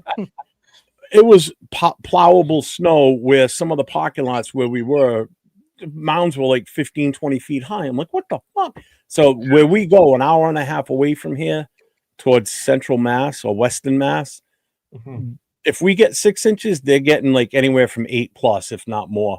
So depending on how bad the snow fully. This game is the most important game of the Raider Nation. Oh, if that's the case, I'll be right here at home, and I may go live if I don't go. Either way, I'm watching it. Hey, Jeff, if you want to, we can do a live watch party. I'm cool with that. If you want to be up to it, if you're not going anywhere. Yeah, Dave, Facebook message me first. Make sure I'm awake at noon. Hit me up, man. If you want to do a live watch party, we can watch that. Yeah, if we don't go Sunday, I'll definitely going to be live. Hit me up, we'll do that. What's up with you, Jay? What you doing Sunday? Watching the game. You gonna do anything live or no? Afterwards. I know, yeah, post game. You gotta tune in. You gotta be watching. Tune in to find out. So Ron Bennett. Ron Bennett. We do a live watch party. You can come on in. Let's do it. So shout out to Ron Bennett. He says here from Tennessee, Raider fan since '72, first time visit. Ooh. Wish we had snow. Do you think Raiders will play in Nashville in 2026 season? Lots of Raider fans here. The schedule's already done 5 years in advance. Yeah, I don't think we're not playing them next year, right? Yeah, no. That's the AFC South. We are. But appreciate you being here, Ron. Make sure you hit that sub, hit that thumbs up, hit the notifications. You got myself. I'm 401 Raider Jeff. Gentleman next to me is Chris 4 Raiders. Gentleman on the other side of him is Jay. His channel is Just Raiders, baby. The guy down in the corner with the Raider shield behind him that doesn't sit still, that's Raider Will. He's Silver and Black Podcast. The animated guy. And next to him is Navman 93 Navman. It's a Shield Raider Shield Family is his channel. And then below me is Captain Rafucho. So you make sure you hit all 6 of us are. We're all you missed a Will's name. His name is Adderall Will. You missed his name. I don't need none of that stuff. I don't need none of that stuff. Oh, now? I got Chris, you. I'll get you his info. All right, cool. Thanks, Dave. I appreciate that. Looks like the Rays will have a top pick at. Oh, what's up, Dennis? I'll have a top pick at QB, even if the Giants hold the number 1 pick. If they don't trade it away, that's my biggest worry. Yeah, we'll get if we lose. If we lose, Still that, get, if we still win get that game, screwed in the long run. if we win that game, we'll still get the 3rd pick for that weekend. Right. I think we'll be down 3-4, something like that. Martinez. What's part about all that is the Jets have so many freaking picks. Yeah, they got. Appreciate that, Martinez. So welcome to the best rated panel in the world, beside next to Chat Sports. Who? Who's Wow. the Chat Sports you talking about? Who's the Chat Sports you talking about? We got a Jets fan. Martinez. That was Rafa's aimed at you, whoa. Jeff. Yes, I. Huh? That was aimed at He's like, you, Jeff. No doubt. Mario, what's up, Mario? What's up, Mario? Salute, bro. right on. Fuck Chat Sports. Richie says no. Giants have made mention that they might trade Dot to accumulate more picks and select the QB with pick number 1. That's what I mean. We're still going to get screwed in the long run anyway. So what's the... They ain't trading Dart. They keeping Dart. No, there's been. I've heard rumors too. So yeah, I mean, I've heard. I want to know who's your source on that. Yeah, I'm hearing. I've heard shit already from other people talking about Tennessee looking to trade away fucking Cam Ward. I heard about that. That I heard. I heard about that. I need to know who your source is on that. Are we Mitchell rinsing this one and just? Oh, I've just seen other people say it, and I'm not pushing that narrative, but I'm just saying I'm hearing it. Will, did you say Mitchell Rincey? Yeah, bitch. I have no sources. I don't claim to have sources. I never had sources. Look at Jay. He just nods his head. He's like, Jesus. Never getting him on the show. See, that's why he picked me off. I told you, Jeff. He's like, Jesus, this guy says some outlandish shit. Just keep him off. Out to me. That's because Mitchell Rincey like a 1950 news report. That's why Jeff don't like him. And that's the thing, Raven News. We got a rumor report that you get. See, Jeff hate that. Oh my god. Oh, man. Hey y'all. Hey, I appreciate you having me on. Hey, I got to bail. Much love, that man. I gotta wake up early. I gotta wake up early, and I'm on the East Coast. So, just saying. That's what you're in Tennessee, right? Yeah. I gotta kill something in the morning. So, Rafa, stop running. No, it's it is not a human. I promise. I promise. I'm on my best behavior. That's what they always do. I watch Hunger Games. Four legs. I promise. You must get around 4 legs too now. I mean, no arms, just legs. No arms. I still don't trust them. I promise you. I promise. I gotta watch my back. You said you still. What am I hearing a squeak from? Who's got a bird or a rat sitting there or something? That's my boy over there making noise. Hey man. Oh, you're doing that? Oh shit! I'm sorry. I didn't mean to call him a rat or a bird. Like a fucking bird, bro. Hey, appreciate It y'all. sounds like a squeaking bird. I told you night. Sorry, Jay. I mean that. What's that now? Never told you me up. I want to talk to you about something coming up. Yeah, for sure. Absolutely. All right, brother. What's up, Wesley Talent? What's up, my guy? Welcome. You said go sleep, old man. Hey, Wasted Talent. What's up, Wasted? Now I feel like shit because I just said that. Now you're making me feel bad. You could have told me, "Oh, we got a parakeet in the house." Yeah, bro. The kid fucking does that all fucking day, bro. Hey, my boy Wasted Talent's in the building, man. What's up, Wasted? What's up, Wasted? What's going on? Salute, baby. Salute, brother. I'll get super chat. There you go. Super chat from my man, Wasted Talent. $4.99 shout out, man. I appreciate you. I was watching him in Graph earlier, and they had some good takes on this shit that's going on. And I agree with him on the whole Max thing. That's where I started talking about tonight. It's like people reading too much into the whole Max storming out of the building. I mean, it's like But the question is, did he storm out the building or just walked out the building? I mean, like, he just I'm sure he just grabbed he his was stuff pissed. and went home. That's Oh, yeah, it. he I'm was sure he mad. was Oh my pissed. I mean, God. I would be too. I mean, you gotta remember the type of guy Max is. You know, he's Competitor. a 100% competitor.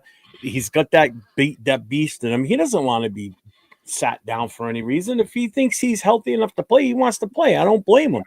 You know, Right. so his storming out is probably he just pushed the door open a little aggressively, and some beat writers out there, he stormed out of the building. You know how they overreact on stupid shit, man.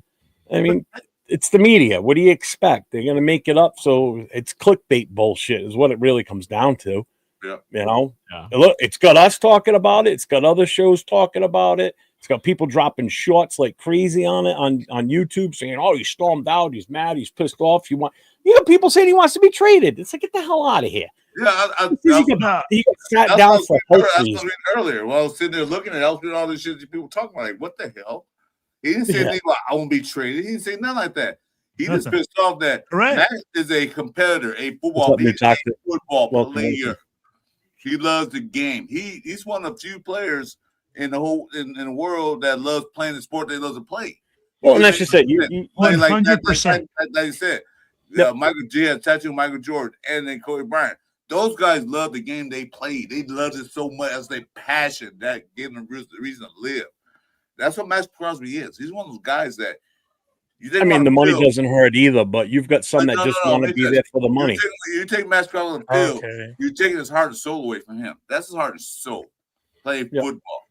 So when the coach say, "Hey, Max, you got to sit down," of course you're going to be pissed off. Of course he's going to open the door a little aggressively.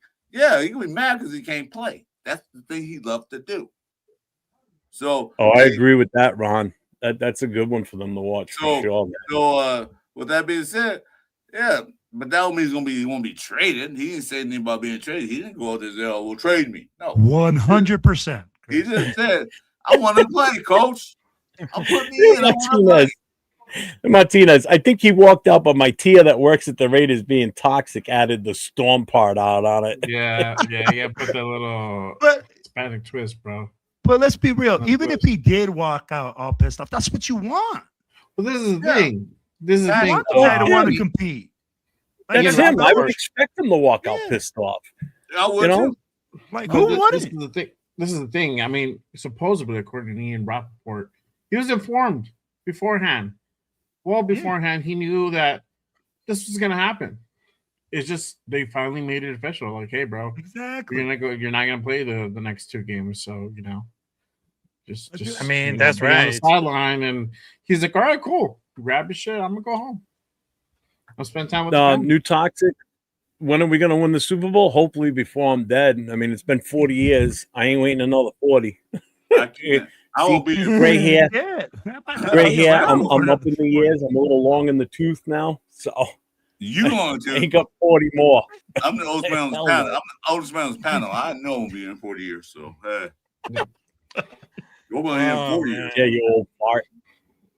Yep, I'm old. See, I can call you an old fart. You got me by a few years. 7 to be exact. Hey, I'm still the prettiest one up here. I don't want even better than Sweet James below me. So I don't know who wrote that shit. You me? You're talking about Sweet James? Jeff, you rigged the election.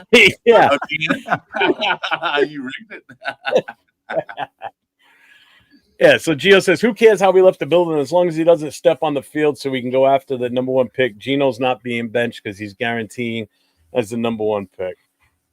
Yeah, I mean, and that's what it comes down to. That's why I mentioned, in Pete's presser today, he talked about how Colt Mills not going to be, he's inactive again this weekend. Why are we just bench him? Just don't even take, I know he's designated to return. Just move along. Don't even let him touch the field. He's out there practicing. Why? Why even let this guy practice? We did it with Brock Bowers. We shut him down, put him on the IR. We shut Max Crosby down. Let's take care of the other guys that we need for next year. Let all the rookies play. Let Grant play. Let Caleb Rogers start the rest of the way. Get Conker out there on a regular basis. Get Pegues out. Get all these guys on the field. Shut down Jeremy Chin, too. I think that's right. He's the other one. Him and Brock went on together. That's right. They went I on think he's one of together. the better DBs back there. so they shut him down. Put Walker also requested trade. Nah, they're not going to trade. He's not going to. He won't ask for a trade. No, he's not. The only way he's going to go anywhere is if somebody calls us and says, "Hey, this is what we want to offer you for Max," and if it's too good to pass up, then you do it. If it's not, then you just hang the phone up and you continue the way you are. But the thing about it, Max never asked for a trade like you can't stop. You can't just be adding shit to it. Max never said trade me. Yeah. He never said those words. So that's this crazy shit. Hey, this is. But that's what people are reporting, that he's going to want to get traded after this. It's again, it's not. This is the made up stuff that we do, right? This is what we do at Raiders fans. The guy walks out, he doesn't say anything, and now as Raiders fans, we're going, "Oh, he wants to get traded." Yeah, that's just the insanity of being a Raiders fan. Go ahead, Rob. Go ahead. Go ahead, Rob. Yeah, that's right. Yeah, just say something because I understand that what I'm just telling is about to go down right now because all those fans who are watching this, can we just please stop posting about, oh, Max Crosby's got a trade? I mean, Max Crosby never requests a trade because Max wants to win with the Raiders because they need to get their shit together. Because I know that we need a quarterback, most of the online. Max Crosby never requests a trade. It's all about those, like, some of those fans who fell for that clickbait shit, and I'm not failing for that because I understand that Max Crosby is a Raider because he is the heart and soul of the Raider Nation. Because I understand what's happening because you guys, they have a knee issue, but it's 29. But he played more snaps than any other defensive player since he's been on the league. I mean, Crosby's going to be really good. But at the time, we have a quarterback, offensive line, weapons, and a defense to actually compete for the Super Bowl. And I understand that he's not going to be so much watch because the logic is Max Crosby will never get traded because he sold his heart will never. He never going to sell loud. That I believe. But you can never say never. Remember that. And it's not going to be because Max wants out of here. If anything, it's going to be that someone's going to want him and they're going to offer high value for him as a possibility. So never say never because it can still happen. Hey, who would have ever thought that we would have gotten rid of Marcus Allen? And we did. Well, that was differences in there. I understand that, but don't say never is what I'm getting at. Just don't say never because it can still happen regardless. And Ron, I feel your pain. You got me by 10 years, brother. So I was 13 when we won our last Super Bowl. So, and I hope I see us win one before I leave this earth and I'm 6 feet under or in a box with a picture on it. Last time was who that year my firstborn. What's up, Ardell? My first son was born. Now he's 41. So there we go. Yeah, welcome to my life. So G-Fab says every year is our year until proven otherwise later in that season. Then it's the following year. My most toxic relationship, saying my Raiders will be better next year, and then they abuse again and again. Yeah, like last year, we won 4 games, and what were we all saying at the end of last season? Oh, we'll be better. Can't be no worse. Next year. You can't get that back. Come on, 4 games. Come on. Now. Can't be any worse. Hold my beer. My exact words. I said these exact words. Hey, we'll be okay. We can't be any worse than last year. Well, guess what? Sure the Raiders organization, they said hold my beer, and they proved me wrong. Sure, I was there when you said it. We can't get no worse than last year. Oh yeah, I think we can. Hey, at least Rafa didn't say Max is going to be a Raider for the rest for his career for the rest of his career because he's got a tattoo. Because someone else already said that tonight because he's got a Raiders tattoo. He's going to always be here. So at least Rafa put real meaning behind why he's going to be here, and I appreciate that. Yeah, Kobe Bryant and all that. Yeah. Also, I just wanted to tell you. Yes. Also, I just wanted to tell you before I leave because I understand that I appreciate so much to contribute on this content creation. I understand this show is very good, and I'm very sad this is gonna be like the last show with its twin, like all these calling shows. But I just wanted to take like a moment to say it of thank you, Jeff. Thank you, everybody else to the Raider Nation to provide a voice for the generation, because I understand that we are bleeding silver and black, and we are not going anywhere. Because I understand there's another teams who tried to copy us, but there's only one nation, and that's Raider Nation, motherfuckers. Oh, there it is. Let's go. Oh, there it is. I just wanted to tell you, salute to everybody else. Thank you, Rafa. Capitana Fucho Thank you, here, Rafa. and I just wanted to tell you, Thank you, Rafa. Merry Christmas, Happy New Year, and I just wanted to tell you, Capitan Rafucho is not going anywhere, so there's gonna be surprises coming up there for my YouTube channel, and I'll keep 100% because I'm gonna be Max Crosby. I'm not going anywhere because this Capitan Rafucho's gotta fucking stay. It's gonna fucking stay. Let's Awesome. go, Rafa. I love you, Rafa. Thanks, Rafa. Thanks, Yeah, Rafa. and just to clarify, he said voices, not boys. So we're not providing boys, we're providing voices. Just want to like no Diddy this Yeah. because Yeah. it did sound like he said Fucking boy. hard pause, But bro. no, Rafa, Yes, I yes, appreciate boys, you coming hey. on here. Pretty much almost every week he would jump on with us, and it's been fun having him on here with us too. Yeah, So, motherfucker. I just had to clarify that. I don't Well, want to well, be. I don't want to be thrown in jail for 80 months or however Yeah, long. but see, one thing Rafa did for me, that like he said the word I have right. to, like, Yo, every time edit I'm on the that out, show, bro. wait, hold on. Every time I'm on the show, he always say motherfuckers. He finally he said does. the right. He said it right, motherfuckers. That's what made me happy. He picked up something good from the show. Yeah. Yeah, this show's a good influence on everybody. It's an influencing show. Motherfucker. He almost says it like He he's finally- Asian too. Jeff, It's funny. Jeff, you know how long he been on live? He kept saying motherfuckers. Like he said, "Oh, that motherfuckers." He finally said it. That made me happy. I love Rafa. Wait, He's bro. so funny, Yeah, man. He's me too. awesome. It's a next level shit, bro. Yeah. Well, we'll see. We're 2.5 hours. You know what? We haven't done this in a little bit, so let's. Raiders. Yeah. Linebacker, you the Saint Nambla. You know what? I'm gonna tell you one thing. These shows have been fun. It's great having good guests. I'm gonna miss it, but it's time to move on. Time to do something What's else. up, Rebel? Yeah, it's time to move on. Reb, chat. The link's in the chat if you want to pop in, brother. I'm gonna put it I'm back more up. than happy. I'll put it back up. I just put it in. Oh yeah. Jason, you too, man. Raider Nation, Jason. If you want to pop on in, man, go for it. So this is our final show. Might as well get the last little shout out. Yeah, Rebel. We're not going to be doing. We're not going to be doing a Friday night mic drop anymore after tonight. Doesn't mean we're not going to do one in the future. We could do it on. We might end up doing it on Saturday nights, but it'd be like like maybe once a month type of thing. I think we could do that. Jeff has to dedicate It more makes it time more to his special. OnlyFans. Well, I think it makes it more You special. know what, Will? Bye, Will. All right, go ahead, Jeff.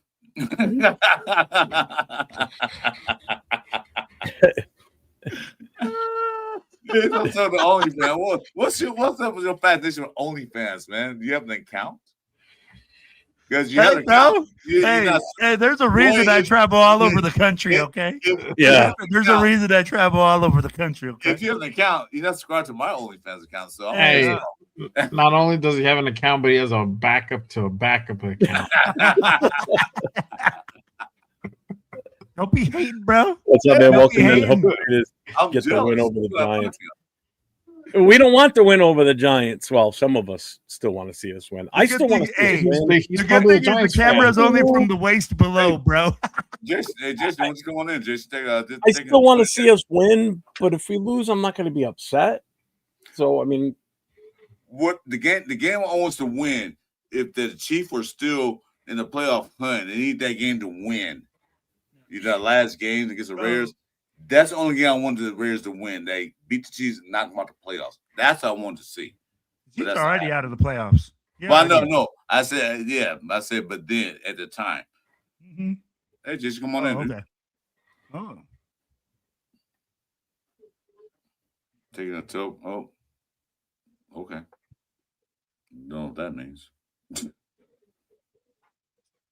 But yeah, that's one game I don't see the Reds win at the last game. Beat the Chiefs. They did before back in '92, where the Chiefs need to win that game. Reds kicked a field goal to get in the playoffs, and Reds Ooh, kicked linebacker Hughes coming in.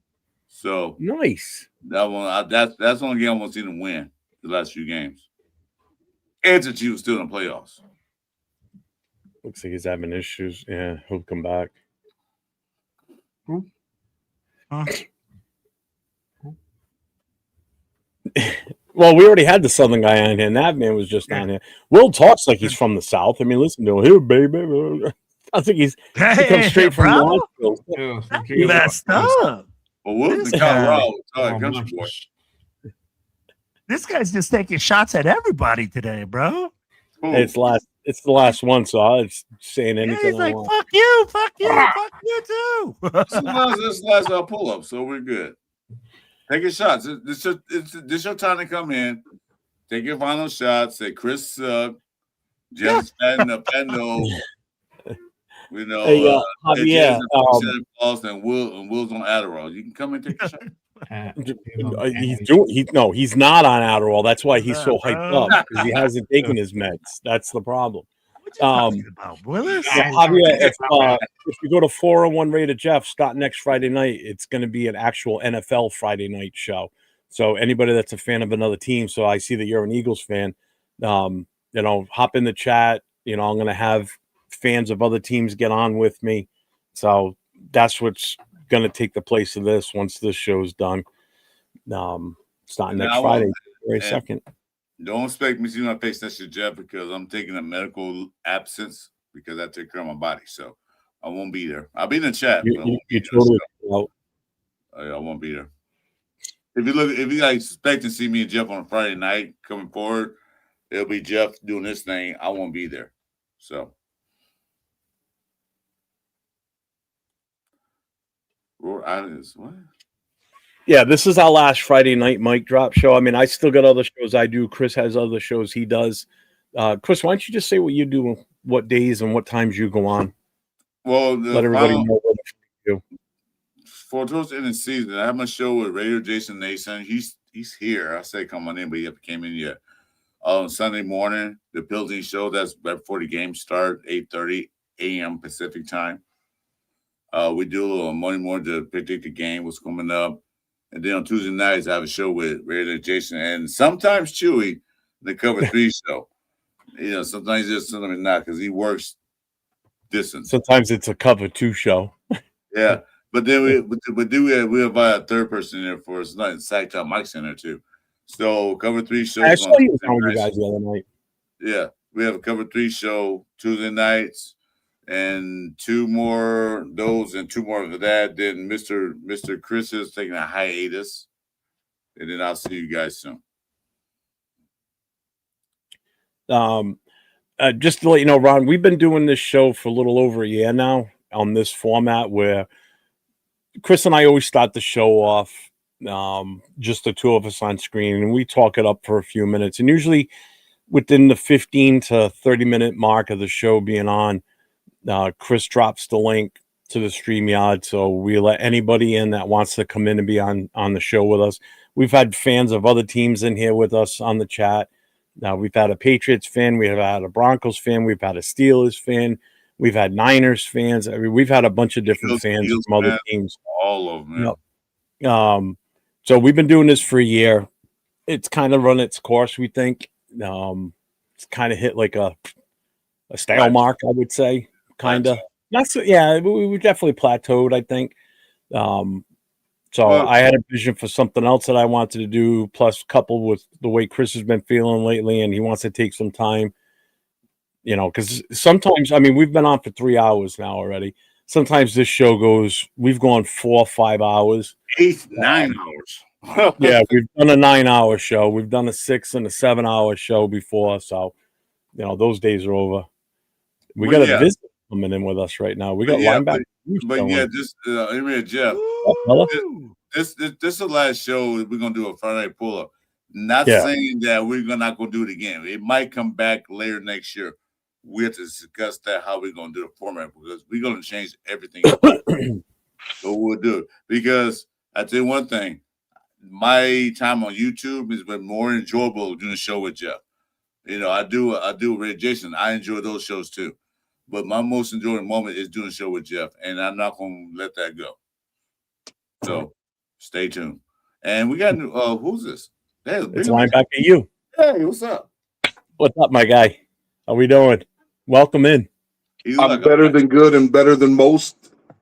He look like an offensive tackle right there on linebacker. I got your offensive tackle right here. There's a reason why it's linebacker you, Chris. Yes, sir. Hey, so since we don't have a whole lot to be, happy about this season, I want to ask you guys this. Because I'm not a Raider fan. I'm a Raider for life. There you go. That's a guy. Not a lot of people get to grow up idolizing a team, hoping and dreaming that you can play for them, and then have the opportunity to play for them. Doesn't go exactly the way that you want it to, but you get to meet and eat with the man on multiple occasions and just talk ball. I've been around football since I was 5 years old. I've been around a lot of coaches. I've been around a lot of owners, GMs, all that stuff, a lot of football players. There was nobody that I've ever come across with a football mind like Al Davis. I cannot explain to you, like whatever stories you hear about him and it's beyond that. It was just unfathomable what he knew about me in my childhood. I was like, holy shit, how the fuck this guy know that? Anyways, I wanted to ask you guys this. Sure. I'll start with Big Jeff because it's his channel. What's your favorite position? Mine? Yeah. Offensive line, center, or God, man, tackle. I play all three positions. All right. So you got three choices. You only get one out of three. You got Jim Otto, Don Mosbar, or Gene Upshaw. Who you gonna take? Oh shit. Yeah. Oh man. Okay, we'll come back to that. Chris, I got an answer. Go ahead. I'm going Gene Upshaw. Okay. All right. Chris, favorite position? Linebacker, dude. Linebackers. Okay. That one's kind of a tough one, but I'll go with the Mad Stort, Hendricks, the original Heidi game, Ben Davidson, Conan the Barbarian. And you got to go with everybody's current favorite, man. I hope he has good health too, just like you, Chris, Matt Millen. Those are the three I give you. Who would you take? I'll take Matt Millen on that, but my favorite is always Rob Martin. But I'll take Matt Millen behind. He's my second one, Matt Millen.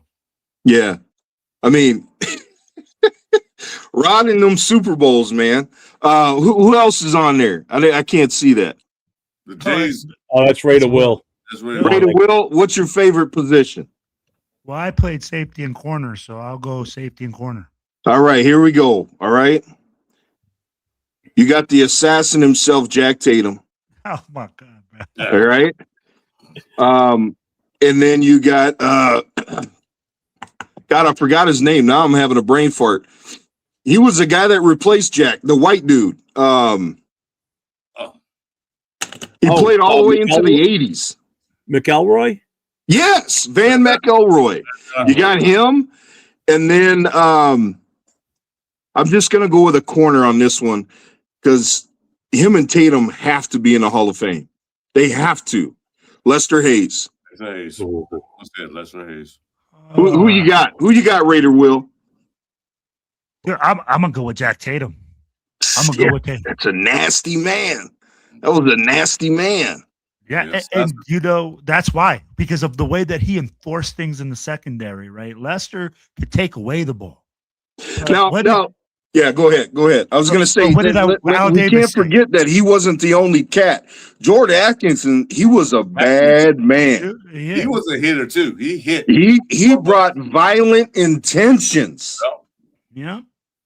But go ahead, Will. I didn't mean to cut you off, man. No, so the reason I said that too was because of what Al Davis said. During those seasons that what he used to love most is that we were feared. And when you have a player in the secondary that hits almost like a Ronnie Lott, right?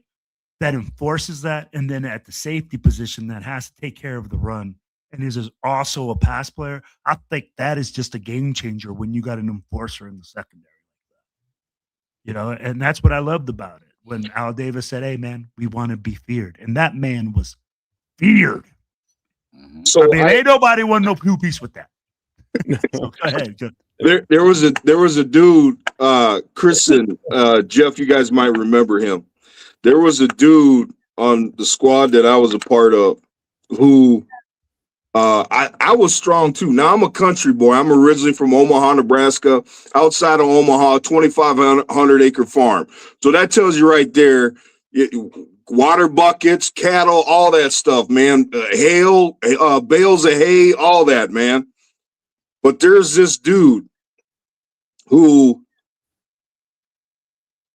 he ended up taking Kenny King's number, which was the number that Marcus wanted, right? Coming out of USC, but Kenny King already had this number. So that's why Marcus got 32. It wasn't that he idolized OJ or anything like that. Dude wasn't coming off of 33.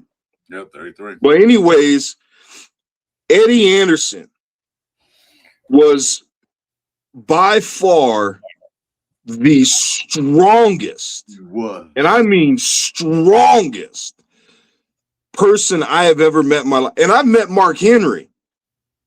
I'm telling you, for pound, Eddie Anderson, dude, in my heyday, I think my max was 485. Eddie was clearing 525 and asking for seconds. Was he? A safety, and he had these chicken legs like you wouldn't believe. He had a basketball player's body where he was from the waist up, he looked like a linebacker, but from the waist down, he looked like an 8th grade point guard. But he was a bad he was a bad man too, man. I remember he hit God, I'm trying to remember who the cat was. Damn. It's when we had just got Rocket. Because Rocket played the slot. You know, we had Timmy B, probably one of the top 7 greatest receivers of all time, Timmy Brown. God, who was this? Who was the guy before Porter? Was it the Olympian? James Jett? Yeah, out of UNI. Yeah, out of UNI. That's right. Eddie lit him up in practice. I swear to God, I thought the dude was dead. I thought he was dead. And we didn't see Jet. We didn't see Jet for another 2 days. Nowhere in the facility, nothing. We didn't see him for 2 days. I thought he had died.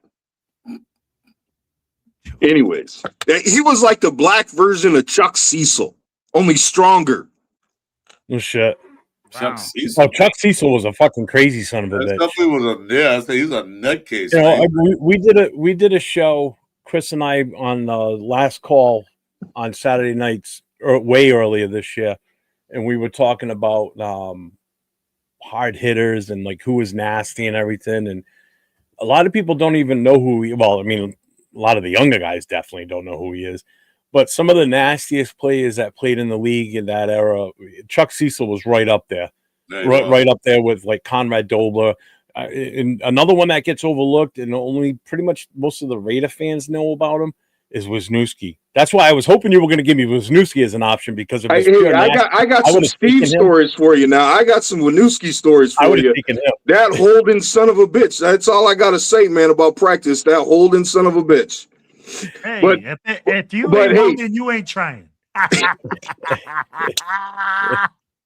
Do you guys remember Harry Swain?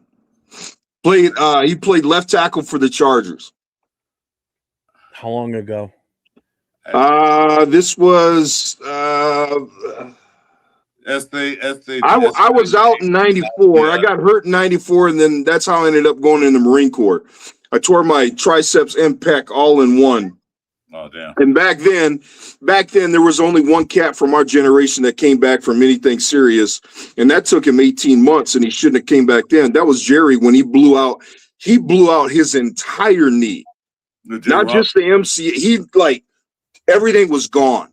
They reconstructed his knee, and he came back. You talking about Jerry Robinson? Yeah, no, Jerry Rice. Oh, Jerry Rice. Oh, okay. That's what I'm saying. Like in the late 80s and the 90s, if you got hurt, dude, that was a wrap. Yeah. Like if you had something serious, that was a wrap. You better pray to God you had a degree or you had a fallback. Yeah, because that was a wrap. My dad blew out his ACL playing softball in the mid 80s. And basically he had the same brace as Joe Namath, and he went through that same surgery, and that was ridiculous how long that took him. I had my ACL replaced twice, and I was out almost a full year before I could even go back to work from it.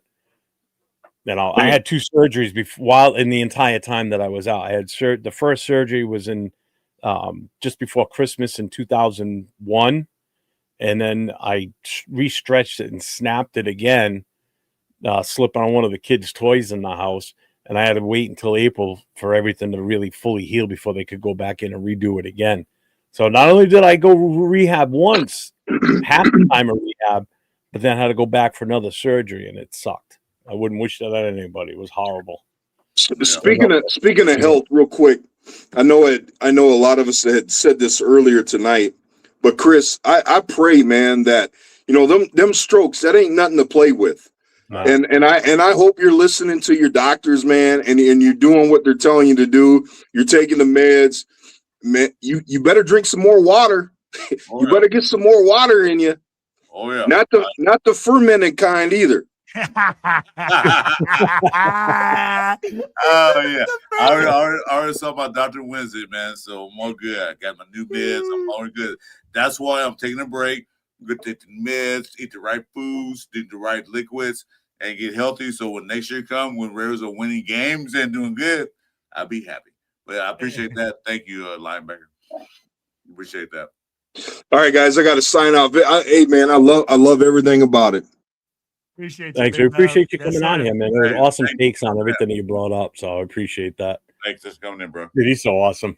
I love him in the chat. It's even better having him on screen, man. He's awesome. Always awesome, man. Woo! Dude. Well, 3 hours, man. Jeff, it's been a pleasure. It's been fun. It's been fun. This has been a great night. It's not over, but right now it is. But it's not over. So don't panic. You'll see me and Jeff back. Our face plaster in there soon. But as me, Mr. Christopher Raiders, I gotta go. Has to take care of himself, y'all. Yeah, I got to. That's what it's all about. Because you understand when Jeff told me to go to bed when I was on the chat and I watched the show again, I saw what he was talking about, and I wasn't even. And people thought I was drinking. I wasn't even drinking that night at all.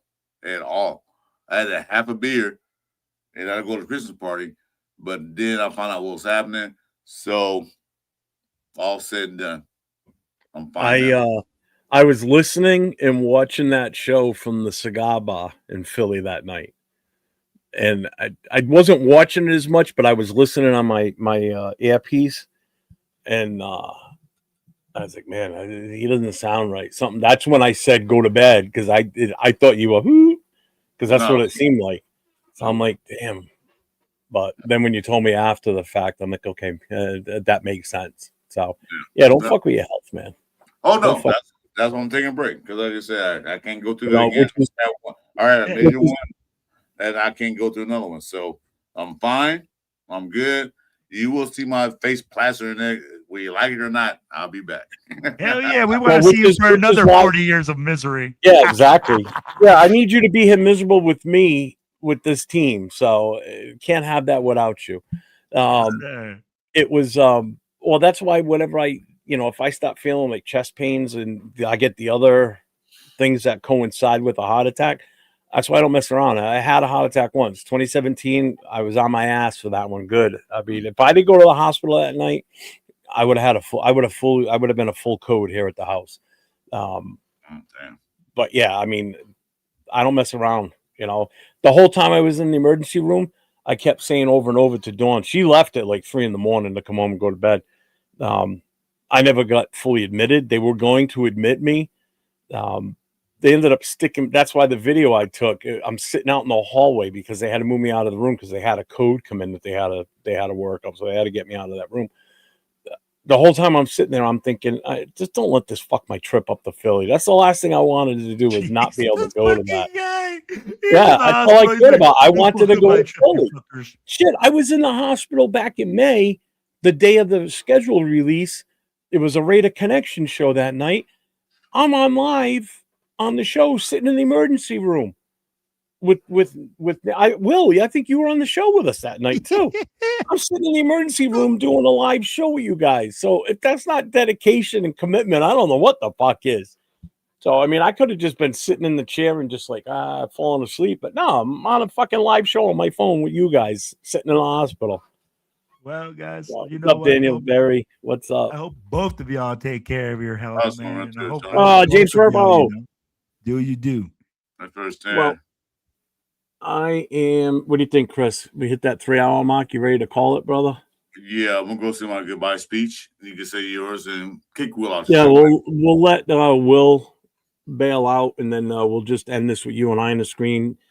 Jay had to go take care of some stuff with his kid. Yeah. So if he doesn't come back on that's fine because we're going to end it anyway. So go ahead, Will. Say what you need to say. All right, guys. Well, I'm going to end it off with this. I want to thank Jeff. I want to thank Chris for bringing me on this platform, for allowing me to interact with you guys in their chat. And guys, thank you guys for continuously working together through all these times and just bringing laughs to Raider Nation and making it, again, something that's about family, something that, hey, we can all come in and join in on. And at the end of the day, guys, salute to you guys. And I appreciate you guys from the bottom of my heart. And Silver and Black Radio Podcast, Friday Night Mic Drop. Thank you guys. Salute to y'all. I'm out. Thank you, Will. We appreciate you. And again, thank you for running that show that Friday night while I was in Philly. I appreciate you. My pleasure, guys. My Awesome. pleasure. Thanks, Will. Love having you on, and I love doing my shows with you on Tuesday nights also. And I love being with you guys, man. It's an emotional moment for me right now, guys. Literally about to go cry. Don't be a stranger because I do have a show Tuesday night with Red Nate Jason. So you're welcome to come in if you like. I'll stop by anytime, brother. You just let me know. You're always welcome. Thank you, guys. Thanks, Will. Thanks, Will. Kick me off the stage. Oh, I have no problem with that. Now, we're saying our goodbyes right now, Furpo. So we're not out of here just yet. Because Chris and I are obviously going to say a few things, and then I've got a little outro voiceover that I'm going to play too. But Chris, you want to go first, or? No, go ahead. Put me on main stage. I got you. All right. You know what? Thanks, Raider Nation. Thanks for giving the platform. Thanks for acknowledging me. It's been fun. It's been real. It's not over yet. This is a break time. This is a time to reflect and time to get better. Like everybody know, I have trouble with my health issues. So I want to get better. Do a show. The best pleasure I had doing this is with my man, Jeff. It's so much fun. I look forward to doing shows with Jeff every day. He says, do a show. I jump out the bed. Let's do it. But it doesn't work without you guys being here for us. The chat, everything's live.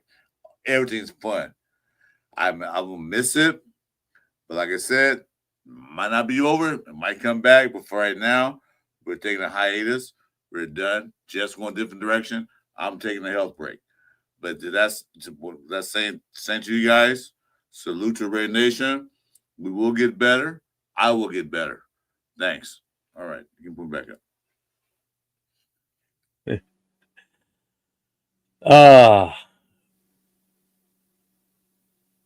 All right, I'm gonna move up myself.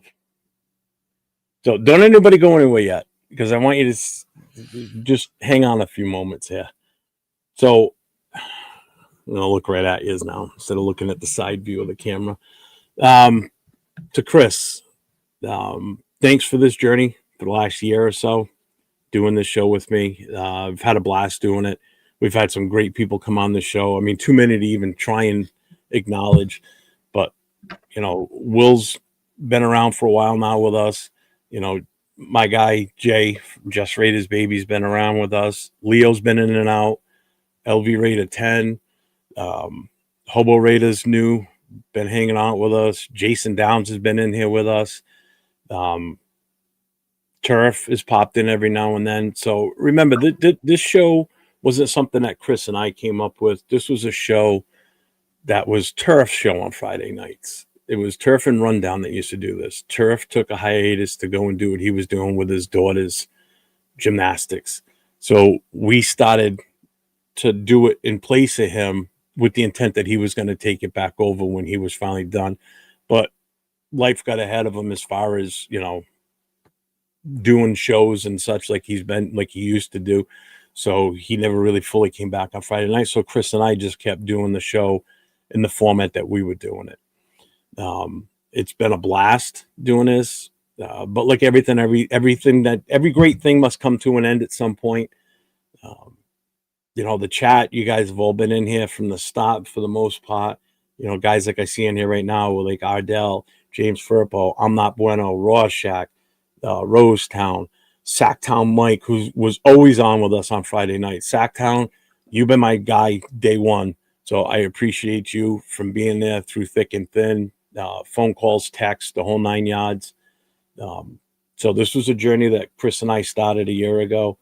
And like I said, all great things come to an end. Chris is taking some time off. I'm reformatting the Friday night show to something different. Doesn't mean you guys can't be in the chat and be involved, because we're going to talk NFL football.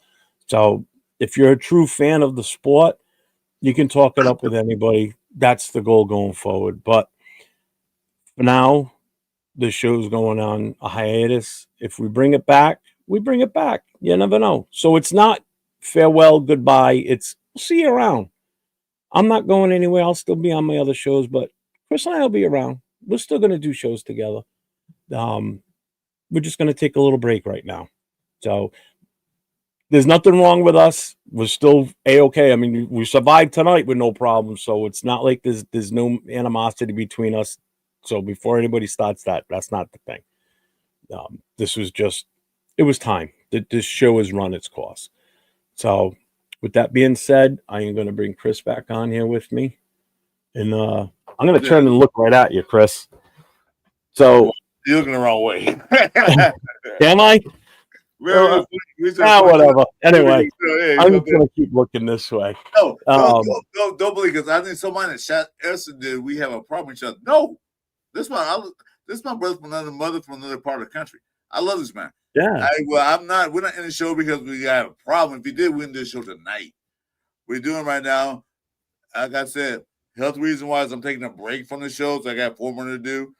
Jeff is doing no format. We're just taking a break. And who knows? In the future, it might come back. You don't know that. But right now, we're done. We had enough. We're going to move forward. So it's not like, Jeff, I hate you. I don't want to do a show with you again. In that case, I won't be here tonight. No.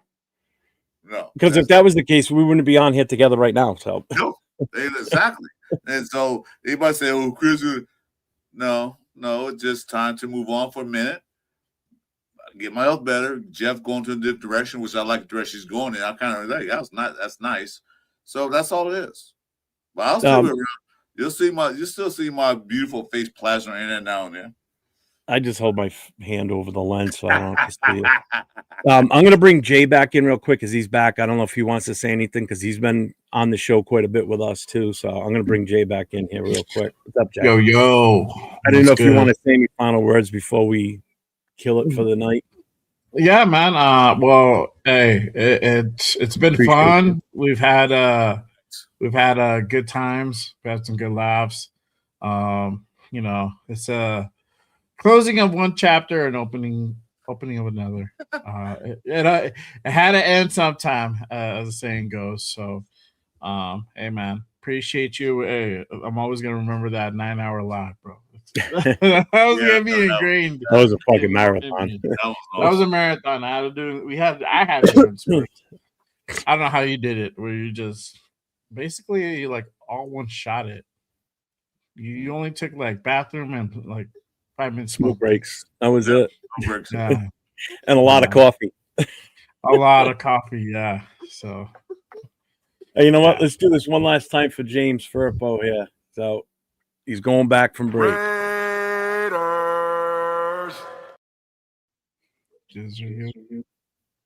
Oh, and you know damn well I'm going to be using that when I'm on shows with other fans from another team.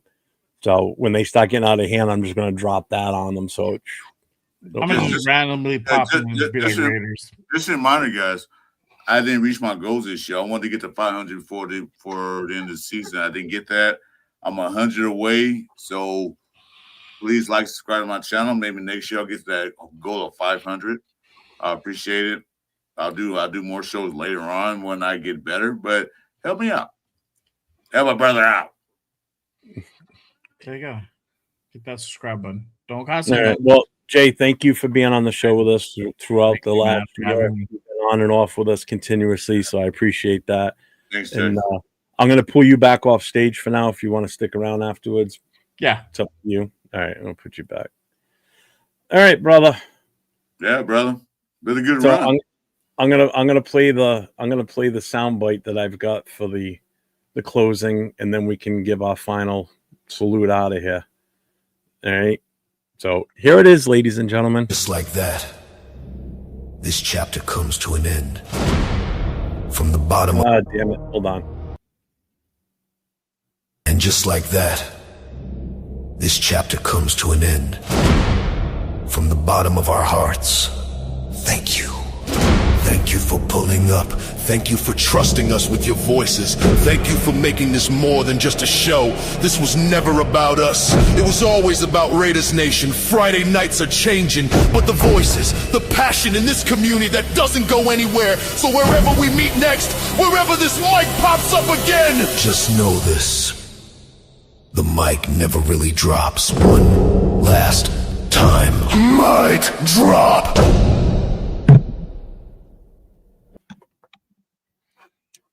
Well, thank you guys for that. I appreciate that. As to your health concerns, that's just me. Somebody wants to do a battle worship thing. You're welcome, Frank. Oh yeah, especially at our age, man. That's why I don't fuck around, man. Thanks, Money Chuck. So, well, Chris, until next time. Everybody, as we always say, we'll say it together this time, Chris. Stay safe and go Raiders. We love you all. Friday night, silver and black. No scripts, no filters, just real fans, real voices, real passion. This is Raiders Friday Night Live. One last mic, one last time. One last mic, one last time. Friday night, lights burn bright, silver and black under Friday light. No timeouts, no disguise, every take, no alibis. From the first pull up to the final word, every voice that needed to be heard. Wins and losses, laughs and pain, we stood tall through every game. One last mic, one last night, silver and black, raise them high, hands up, feel that sound, Roy is the tone, run it now. One last mic, no